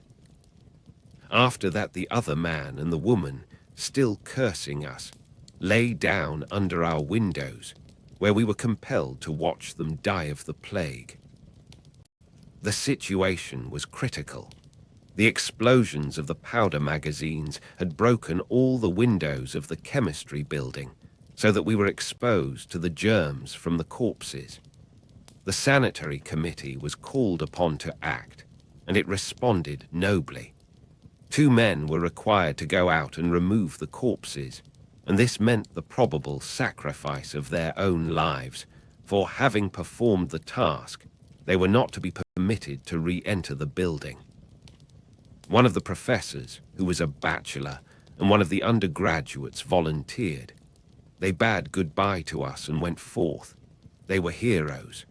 They gave up their lives that 400 others might live. After they had performed their work, they stood for a moment at a distance, looking at us wistfully. Then they waved their hands in farewell and went away slowly across the campus toward the burning city. And yet it was all useless. The next morning, the first one of us was smitten with the plaguer little nurse girl in the family of Professor Stout. It was no time for weak-kneed, sentimental policies. On the chance that she might be the only one, we thrust her forth from the building and commanded her to be gone. She went away slowly across the campus, wringing her hands and crying pitifully. We felt like brutes, but what were we to do? There were 400 of us, and individuals had to be sacrificed. In one of the laboratories, 3 families had domiciled themselves, and that afternoon we found among them no less than 4 corpses and 7 cases of the plague in all its different stages. Then it was that the horror began. Leaving the dead lie, we forced the living ones to segregate themselves in another room. The plague began to break out among the rest of us, and as fast as the symptoms appeared, we sent the stricken ones to these segregated rooms. We compelled them to walk there by themselves, so as to avoid laying hands on them. It was heart-rending. But still the plague raged among us, and room after room was filled with the dead and dying. And so we who were yet clean retreated to the next floor, and to the next before this sea of the dead, that room by room and floor by floor inundated the building.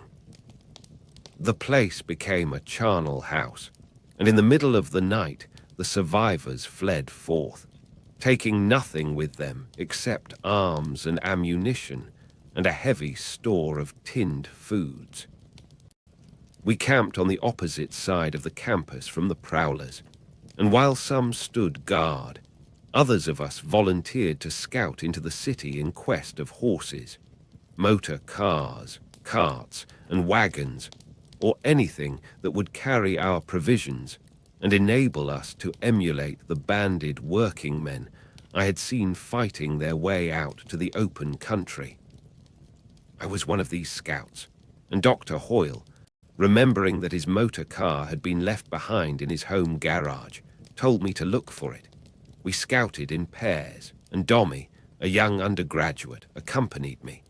We had to cross half a mile of the residence portion of the city to get to Dr. Hoyle's home. Here the buildings stood apart, in the midst of trees and grassy lawns, and here the fires had played freaks, burning whole blocks, skipping blocks, and often skipping a single house in a block.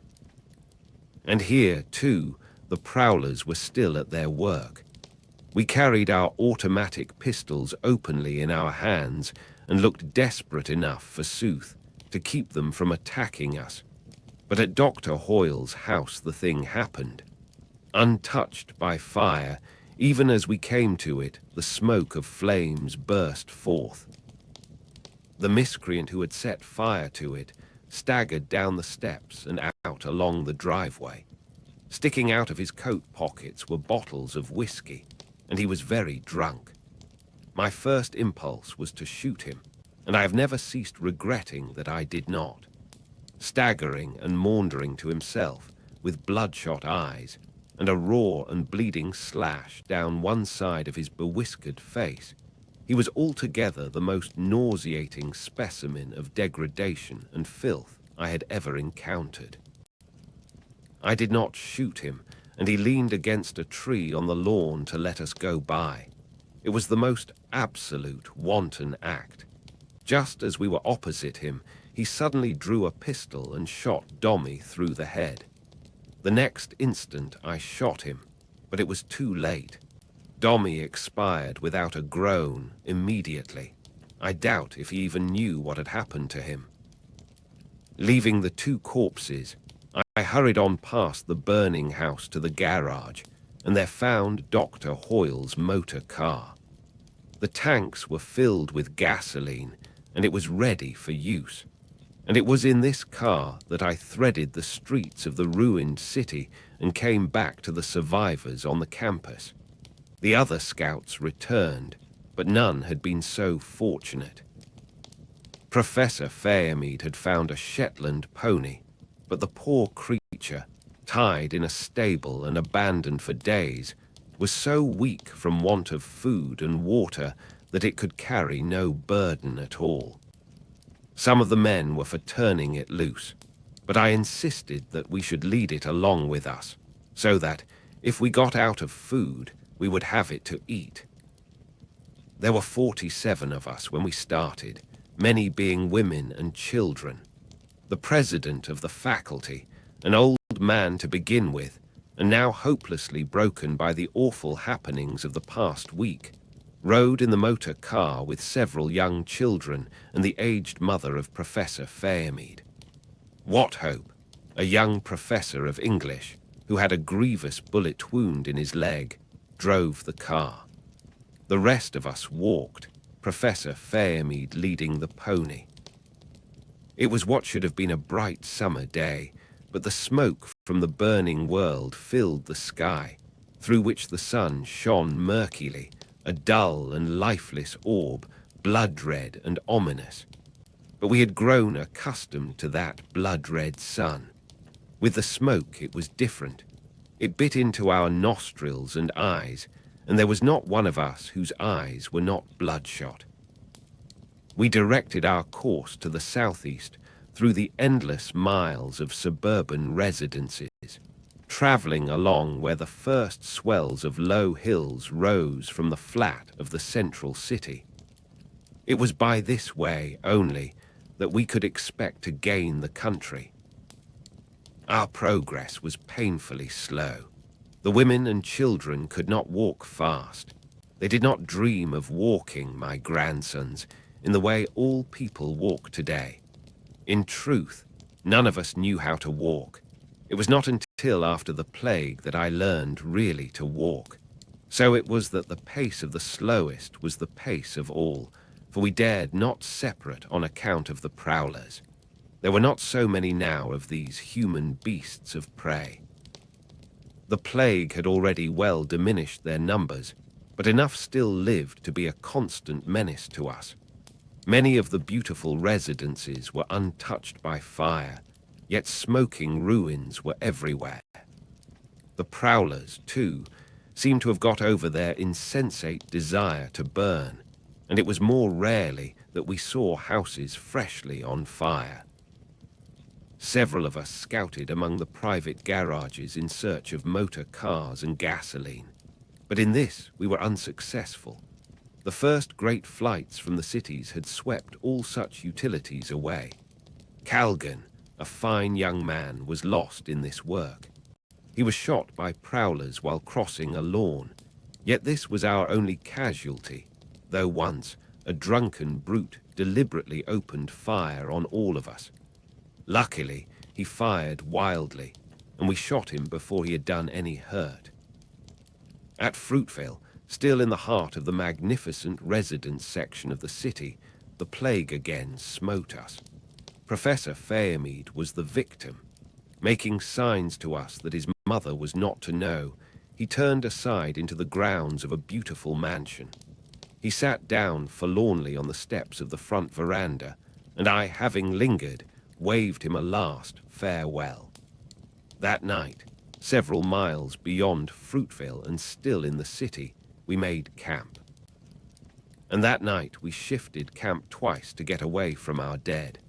In the morning there were 30 of us. I shall never forget the president of the faculty. During the morning's march, his wife, who was walking, betrayed the fatal symptoms, and when she drew aside to let us go on, he insisted on leaving the motor car and remaining with her. There was quite a discussion about this, but in the end we gave in. It was just as well, for we knew not which ones of us, if any, might ultimately escape. That night, the second of our march, we camped beyond Hayward's in the first stretches of country, and in the morning there were 11 of us that lived. Also, during the night, Wathope, the professor with the wounded leg, deserted us in the motor car. He took with him his sister and his mother and most of our tinned provisions.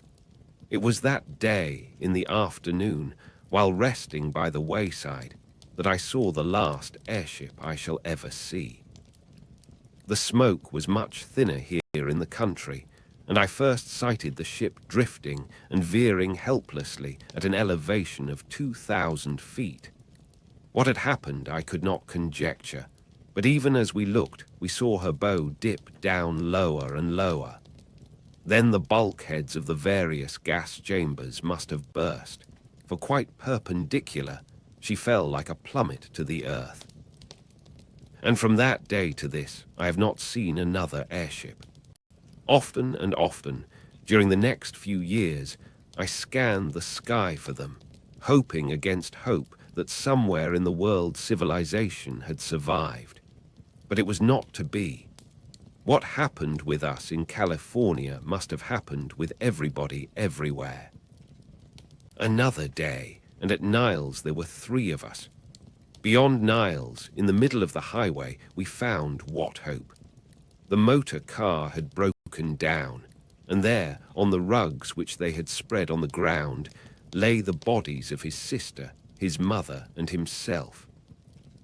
Wearied by the unusual exercise of continual walking, that night I slept heavily. In the morning I was alone in the world.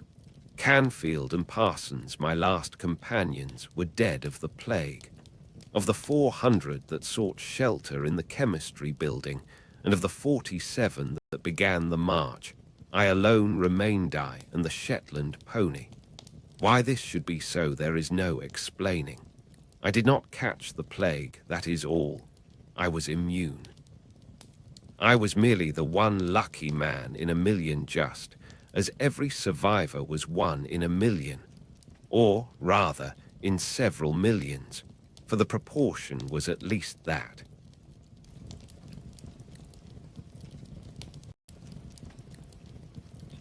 Chapter 5. For 2 days I sheltered in a pleasant grove where there had been no deaths. In those 2 days, while badly depressed and believing that my turn would come at any moment, nevertheless I rested and recuperated. So did the pony.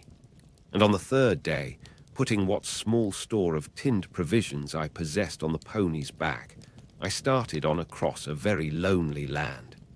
Not a live man, woman, or child did I encounter, though the dead were everywhere.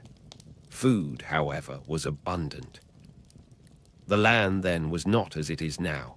It was all cleared of trees and brush, and it was cultivated. The food for millions of mouths was growing, ripening, and going to waste. From the fields and orchards, I gathered vegetables, fruits, and berries. Around the deserted farmhouses, I got eggs and caught chickens, and frequently I found supplies of tinned provisions in the storerooms. A strange thing was what was taking place with all the domestic animals. Everywhere they were going wild and preying on one another. The chickens and ducks were the first to be destroyed, while the pigs were the first to go wild, followed by the cats. Nor were the dogs long in adapting themselves to the changed conditions. There was a veritable plague of dogs. They devoured the corpses, barked and howled during the nights, and in the daytime slunk about in the distance. As the time went by, I noticed a change in their behavior. At first, they were apart from one another, very suspicious and very prone to fight. But after a not very long while they began to come together and run in packs. The dog, you see, always was a social animal, and this was true before ever he came to be domesticated by man. In the last days of the world before the plague, there were many, many very different kinds of dogs without hair and dogs with warm fur. Dogs so small that they would make scarcely a mouthful for other dogs that were as large as mountain lions. Well, all the small dogs and the weak types were killed by their fellows. Also, the very large ones were not adapted for the wild life and bred out. As a result, the many different kinds of dogs disappeared, and there remained, running in packs, the medium-sized wolfish dogs that you know today. But the cats don't run in packs, Grancer, Hoo objected. The cat was never a social animal. As one writer in the 19th century said, the cat walks by himself. He always walked by himself, from before the time he was tamed by man, down through the long ages of domestication, to today, when once more he is wild. The horses also went wild, and all the fine breeds we had degenerated into the small Mustang horse you know today. The cows likewise went wild, as did the pigeons and the sheep, and that a few of the chickens survived you know yourself. But the wild chicken of today is quite a different thing from the chickens we had in those days. But I must go on with my story. I traveled through a deserted land. As the time went by, I began to yearn more and more for human beings, but I never found one, and I grew lonelier and lonelier. I crossed Livermore Valley and the mountains between it and the great valley of the San Joaquin. You have never seen that valley, but it is very large, and it is the home of the wild horse. There are great droves there, thousands and tens of thousands. I revisited it 30 years after, so I know. You think there are lots of wild horses down here in the coast valleys, but they are as nothing compared with those of the San Joaquin. Strange to say, the cows, when they went wild, went back into the lower mountains. Evidently, they were better able to protect themselves there. In the country, districts the ghouls and prowlers had been less in evidence, for I found many villages and towns untouched by fire. But they were filled by the pestilential dead, and I passed by without exploring them. It was near Lathrop that, out of my loneliness, I picked up a pair of collie dogs that were so newly free that they were urgently willing to return to their allegiance to man. These collies accompanied me for many years, and the strains of them are in those very dogs there that you boys have today. But in 60 years, the collie strain has worked out. These brutes are more like domesticated wolves than anything else. Harelip rose to his feet, glanced to see that the goats were safe, and looked at the sun's position in the afternoon sky, advertising impatience at the prolixity of the old man's tale. Urged to hurry by Edwin, Grancer went on. There is little more to tell. With my 2 dogs and my pony, and riding a horse I had managed to capture, I crossed the San Joaquin and went on to a wonderful valley in the Sierras called Yosemite. In the great hotel there, I found a prodigious supply of tinned provisions. The pasture was abundant, as was the game, and the river that ran through the valley was full of trout. I remained there 3 years in an utter loneliness that none but a man who has once been highly civilized can understand. Then I could stand it no more. I felt that I was going crazy. Like the dog, I was a social animal, and I needed my kind. I reasoned that since I had survived the plague, there was a possibility that others had survived. Also, I reasoned that after 3 years the plague germs must all be gone, and the land be clean again. With my horse and dogs and pony, I set out. Again, I crossed the San Joaquin Valley, the mountains beyond, and came down into Livermore Valley. The change in those 3 years was amazing. All the land had been splendidly tilled, and now I could scarcely recognize it. Such was the sea of rank vegetation that had overrun the agricultural handiwork of man. You see, the wheat, the vegetables, and orchard trees had always been cared for and nursed by man, so that they were soft and tender. The weeds and wild bushes and such things, on the contrary, had always been fought by man, so that they were tough and resistant. As a result, when the hand of man was removed, the wild vegetation smothered and destroyed practically all the domesticated vegetation. The coyotes were greatly increased, and it was at this time that I first encountered wolves, straying in 2s and 3s and small packs down from the regions where they had always persisted. It was at Lake Temescal, not far from the one-time city of Oakland, that I came upon the first live human beings. Oh, my grandsons, how can I describe to you my emotion when astride my horse and dropping down the hillside to the lake, I saw the smoke of a campfire rising through the trees. Almost did my heart stop beating. I felt that I was going crazy. Then I heard the cry of a human babe, and dogs barked, and my dogs answered. I did not know but what I was the one human alive in the whole world. It could not be true that here were others smoke, and the cry of a babe. Emerging on the lake there before my eyes, not 100 yards away, I saw a man, a large man.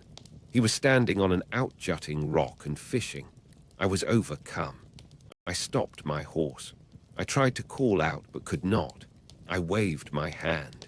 It seemed to me that the man looked at me, but he did not appear to wave. Then I laid my head on my arms there in the saddle.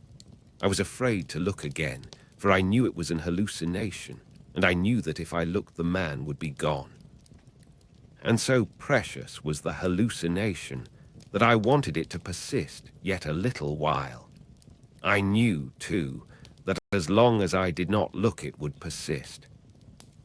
Thus I remained until I heard my dogs snarling and a man's voice. What do you think the voice said? I will tell you. It said, "Where in hell did you come from?" Those were the words, the exact words. That was what your other grandfather said to me, Harelip, when he greeted me there on the shore of Lake Temescal 57 years ago. And they were the most ineffable words I have ever heard. I opened my eyes, and there he stood before me, a large, dark, hairy man, heavy-jawed, slant-browed, fierce-eyed. How I got off my horse I do not know, but it seemed that the next I knew I was clasping his hand with both of mine and crying. I would have embraced him, but he was ever a narrow-minded, suspicious man, and he drew away from me. Yet did I cling to his hand and cry. Grance's voice faltered and broke at the recollection, and the weak tears streamed down his cheeks, while the boys looked on and giggled. Yet did I cry, he continued, and desire to embrace him, though the chauffeur was a brute, a perfect brute, the most abhorrent man I have ever known. His name was... Strange how I have forgotten his name. Everybody called him chauffeur. It was the name of his occupation, and it stuck. That is how, to this day, the tribe he founded is called the chauffeur tribe. He was a violent, unjust man. Why the plague germs spared him I can never understand. It would seem, in spite of our old metaphysical notions about absolute justice, that there is no justice in the universe. Why did he live? An iniquitous, moral monster, a blot on the face of nature, a cruel, relentless, bestial cheat as well.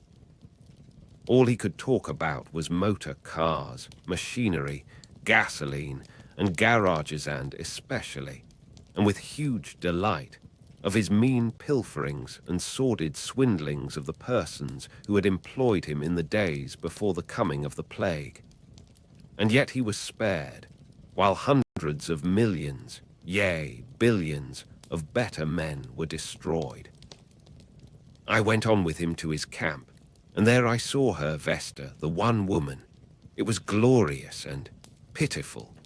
There she was, Vesta Van Warden, the young wife of John Van Warden, clad in rags, with marred and scarred and toil-calloused hands, bending over the campfire and doing scullion work. She, Vesta, who had been born to the purple of the greatest baronage of wealth the world had ever known.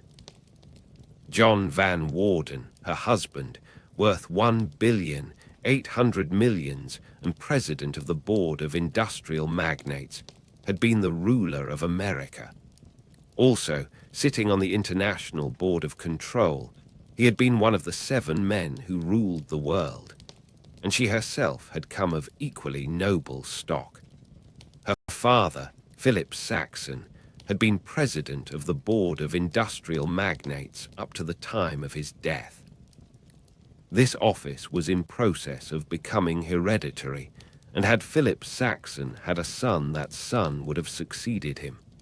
But his only child was Vesta, the perfect flower of generations of the highest culture this planet has ever produced.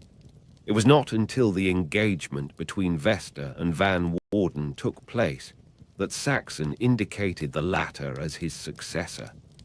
It was, I am sure, a political marriage. I have reason to believe that Vesta never really loved her husband in the mad, passionate way of which the poets used to sing.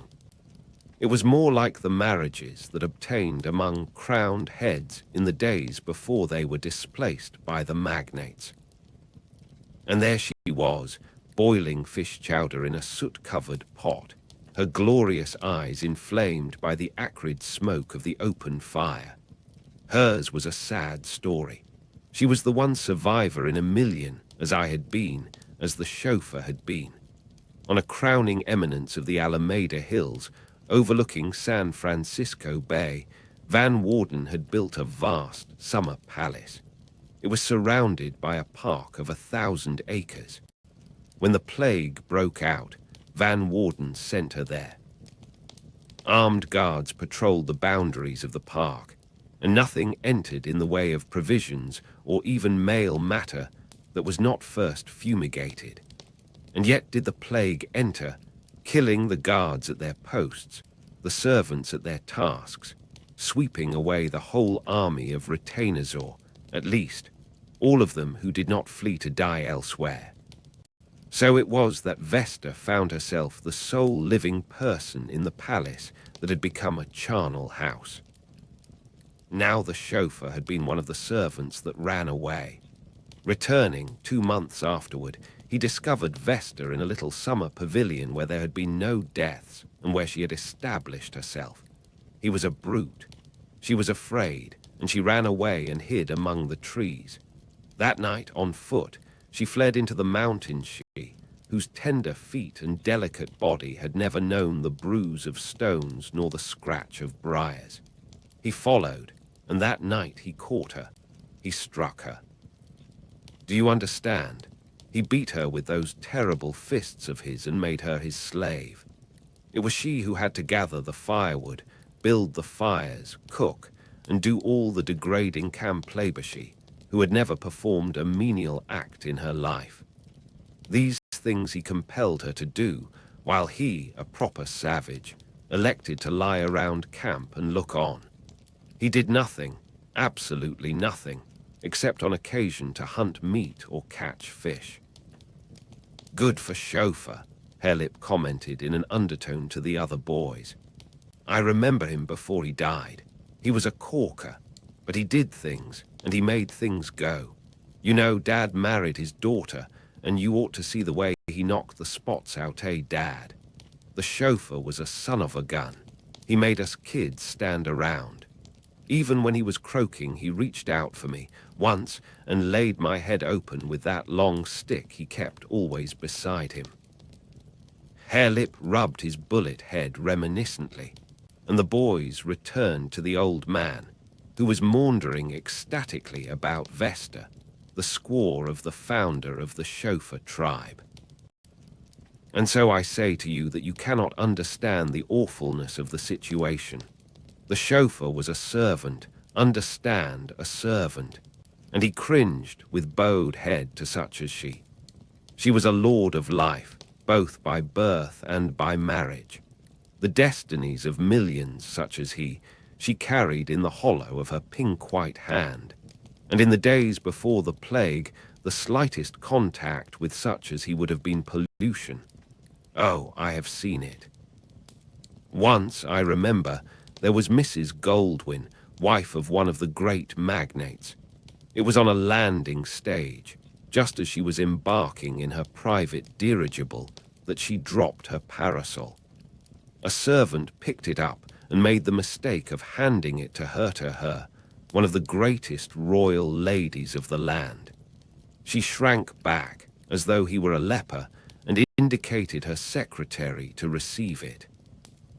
Also, she ordered her secretary to ascertain the creature's name, and to see that he was immediately discharged from service. And such a woman was Vesta Van Warden, and her the chauffeur beat and made his slave. Bill, that was it. Bill, the chauffeur. That was his name. He was a wretched, primitive man, wholly devoid of the finer instincts and chivalrous promptings of a cultured soul. No, there is no absolute justice, for to him fell that wonder of womanhood, Vesta Van Warden. The grievousness of this you will never understand, my grandsons, for you are yourselves primitive little savages, unaware of aught else but savagery. Why should Vesta not have been mine? I was a man of culture and refinement, a professor in a great university. Even so, in the time before the plague, such was her exalted position, she would not have deigned to know that I existed.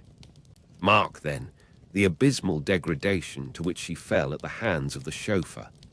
Nothing less than the destruction of all mankind had made it possible that I should know her, look in her eyes, converse with her, touch her hand-eye, and love her, and know that her feelings toward me were very kindly. I have reason to believe that she, even she, would have loved me, there being no other man in the world except the chauffeur. Why, when it destroyed 8 billions of souls, did not the plague destroy just one more man, and that man the chauffeur? Once, when the chauffeur was away fishing, she begged me to kill him. With tears in her eyes, she begged me to kill him. But he was a strong and violent man, and I was afraid. Afterwards, I talked with him. I offered him my horse, my pony, my dogs, all that I possessed, if he would give Vesta to me. And he grinned in my face and shook his head. He was very insulting. He said that in the old days he had been a servant, had been dirt under the feet of men like me and of women like Vesta, and that now he had the greatest lady in the land to be servant to him and cook his food and nurse his brats. You had your day before the plague, he said, but this is my day, and a damned good day it is. I wouldn't trade back to the old times for anything. Such words he spoke, but they are not his words. He was a vulgar, low-minded man, and vile oaths fell continually from his lips. Also, he told me that if he caught me making eyes at his woman, he'd wring my neck and give her a beating as well. What was I to do? I was afraid. He was a brute. That first night, when I discovered the camp, Vesta, and I had great talk about the things of our vanished world. We talked of art and books and poetry, and the chauffeur listened and grinned and sneered. He was bored and angered by our way of speech, which he did not comprehend, and finally he spoke up and said, "And this is Vesta Van Warden, one-time wife of Van Warden the magnate high and stuck-up beauty, who is now my squaw. Professor Smith, times is changed, times is changed. Here, you woman, take off my moccasins, and lively about it. I want Professor Smith to see how well I have you trained." I saw her clench her teeth, and the flame of revolt rise in her face. He drew back his gnarled fist to strike, and I was afraid and sick at heart. I could do nothing to prevail against him, so I got up to go and not be witness to such indignity. But the chauffeur laughed and threatened me with a beating if I did not stay and behold. And I sat there, perforce, by the campfire on the shore of Lake Temescal, and saw Vesta Van Warden, kneel and remove the moccasins of that grinning, hairy, ape-like human brute. Oh, you do not understand, my grandsons. You have never known anything else, and you do not understand. Halter-broke and bridle-wise, the chauffeur gloated, while she performed that dreadful, menial task. A trifle balky at times, Professor, a trifle balky, but a clout alongside the jaw makes her as meek and gentle as a lamb. And another time he said, "We've got to start all over and replenish the earth and multiply. You're handicapped, Professor. You ain't got no wife, and we're up against a regular Garden of Eden proposition. But I ain't proud. I'll tell you what, Professor." He pointed at their little infant, barely a year old. "There's your wife, though you'll have to wait till she grows up. It's rich, ain't it? We're all equals here, and I'm the biggest toad in the splash. But I ain't stuck up not, I do you the honor, Professor Smith, the very great honor of betrothing to you my and Vesta Van Warden's daughter. Ain't it cussed bad that Van Warden ain't here to see?"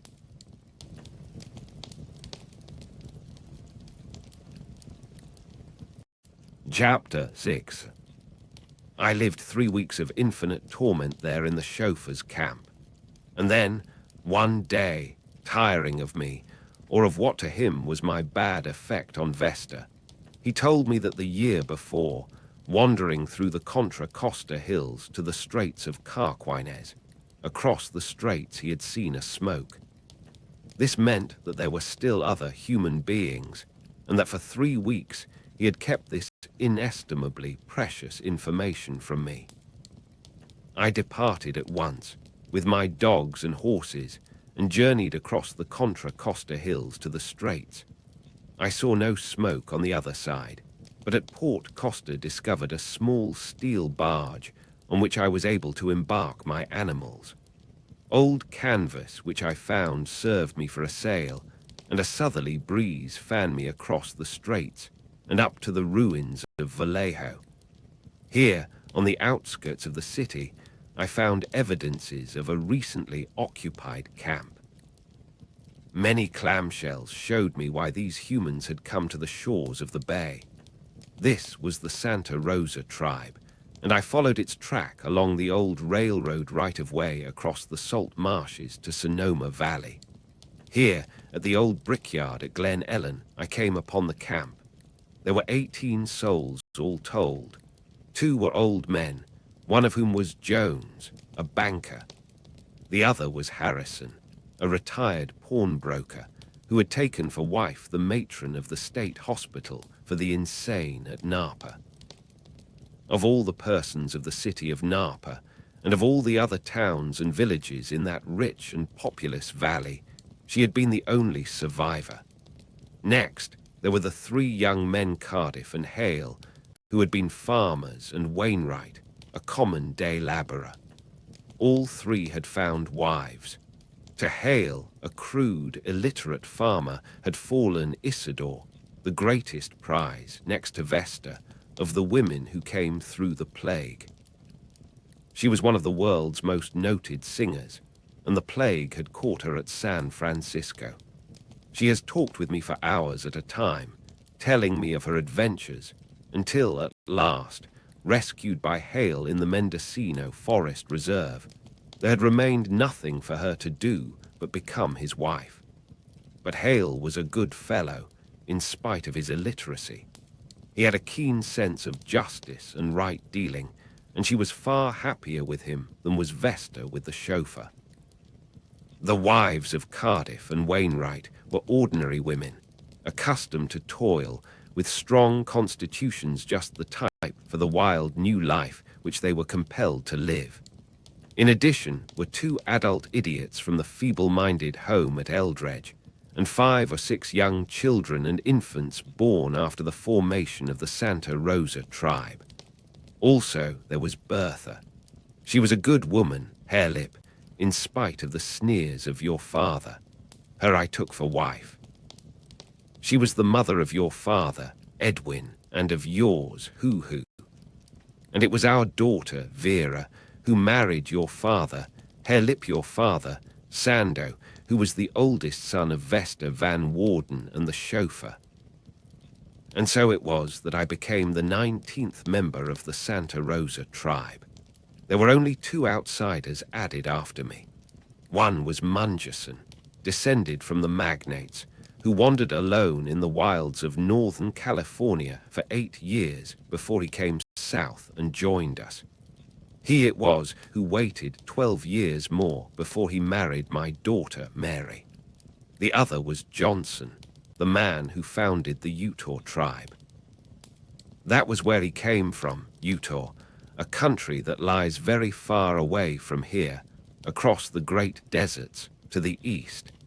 It was not until 27 years after the plague that Johnson reached California. In all that Utah region, he reported but 3 survivors, himself one, and all men. For many years these 3 men lived and hunted together, until at last, desperate, fearing that with them the human race would perish utterly from the planet, they headed westward on the possibility of finding women survivors in California.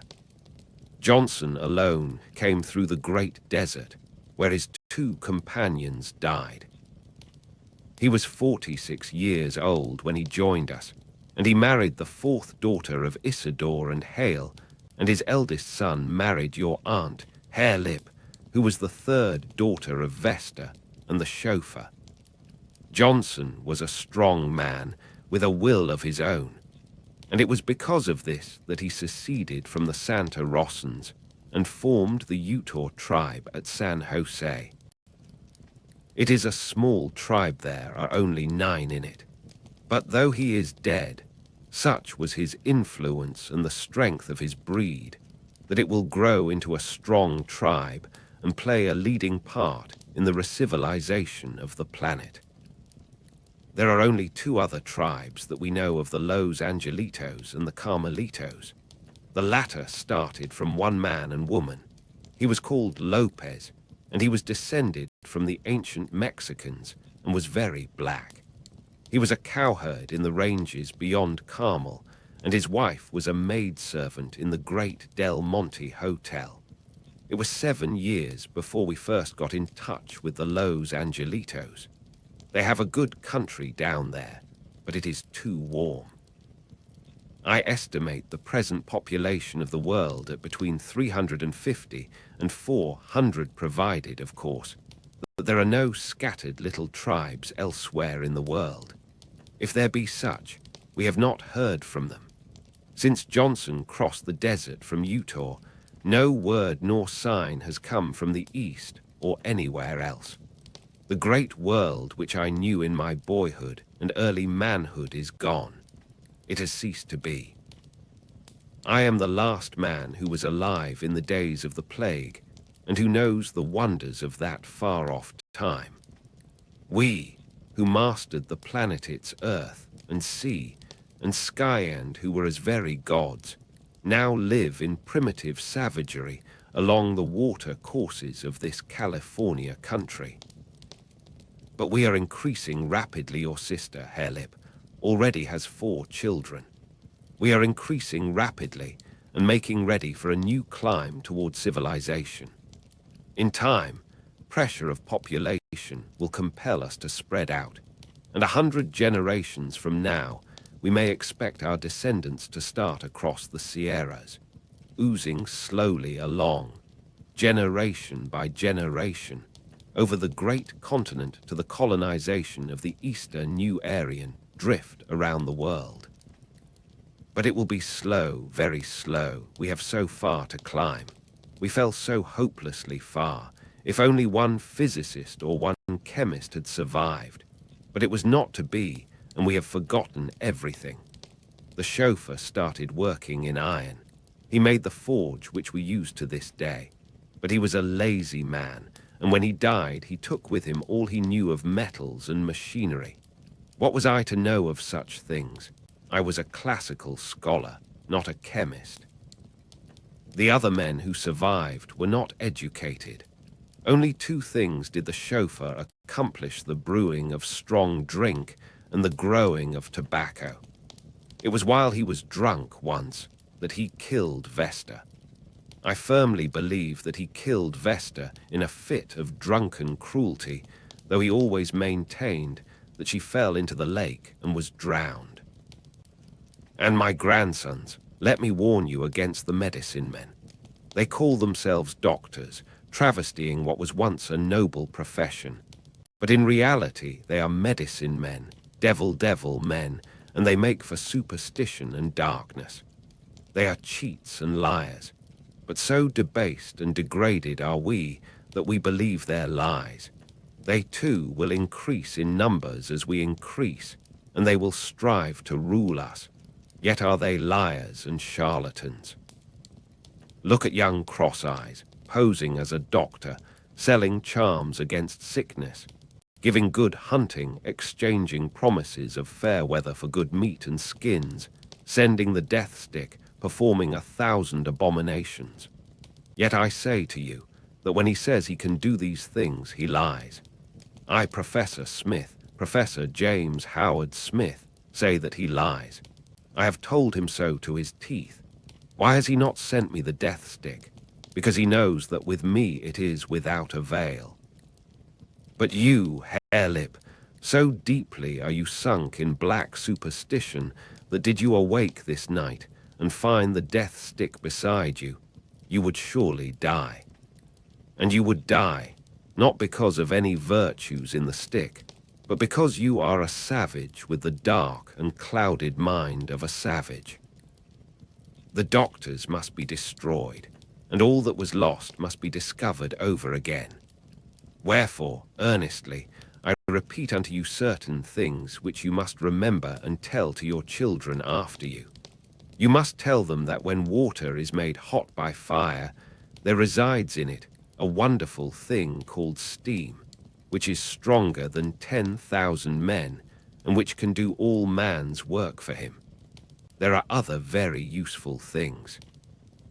In the lightning flash resides a similarly strong servant of man, which was of old his slave, and which some day will be his slave again. Quite a different thing is the alphabet. It is what enables me to know the meaning of fine markings, whereas you boys know only rude picture writing. In that dry cave on Telegraph Hill, where you see me often go when the tribe is down by the sea, I have stored many books. In them is great wisdom. Also, with them, I have placed a key to the alphabet, so that one who knows picture writing may also know print. Some day men will read again, and then, if no accident has befallen my cave, they will know that Professor James Howard Smith once lived and saved for them the knowledge of the ancients. There is another little device that men inevitably will rediscover. It is called gunpowder. It was what enabled us to kill surely and at long distances. Certain things which are found in the ground, when combined in the right proportions, will make this gunpowder. What these things are, I have forgotten, or else I never knew. But I wish I did know. Then would I make powder, and then would I certainly kill Cross-Eyes and rid the land of superstition. After I am man-grown, I am going to give Cross-Eyes all the goats and meat and skins I can get, so that he'll teach me to be a doctor, who asserted.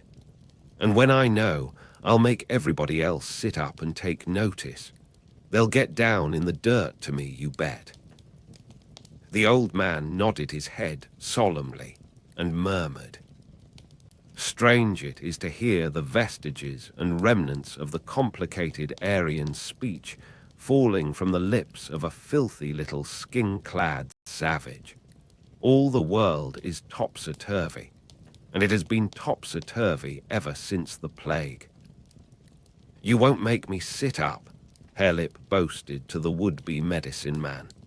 "If I paid you for a sending of the death stick and it didn't work, I'd bust in your head, understand, you hoo-hoo, you."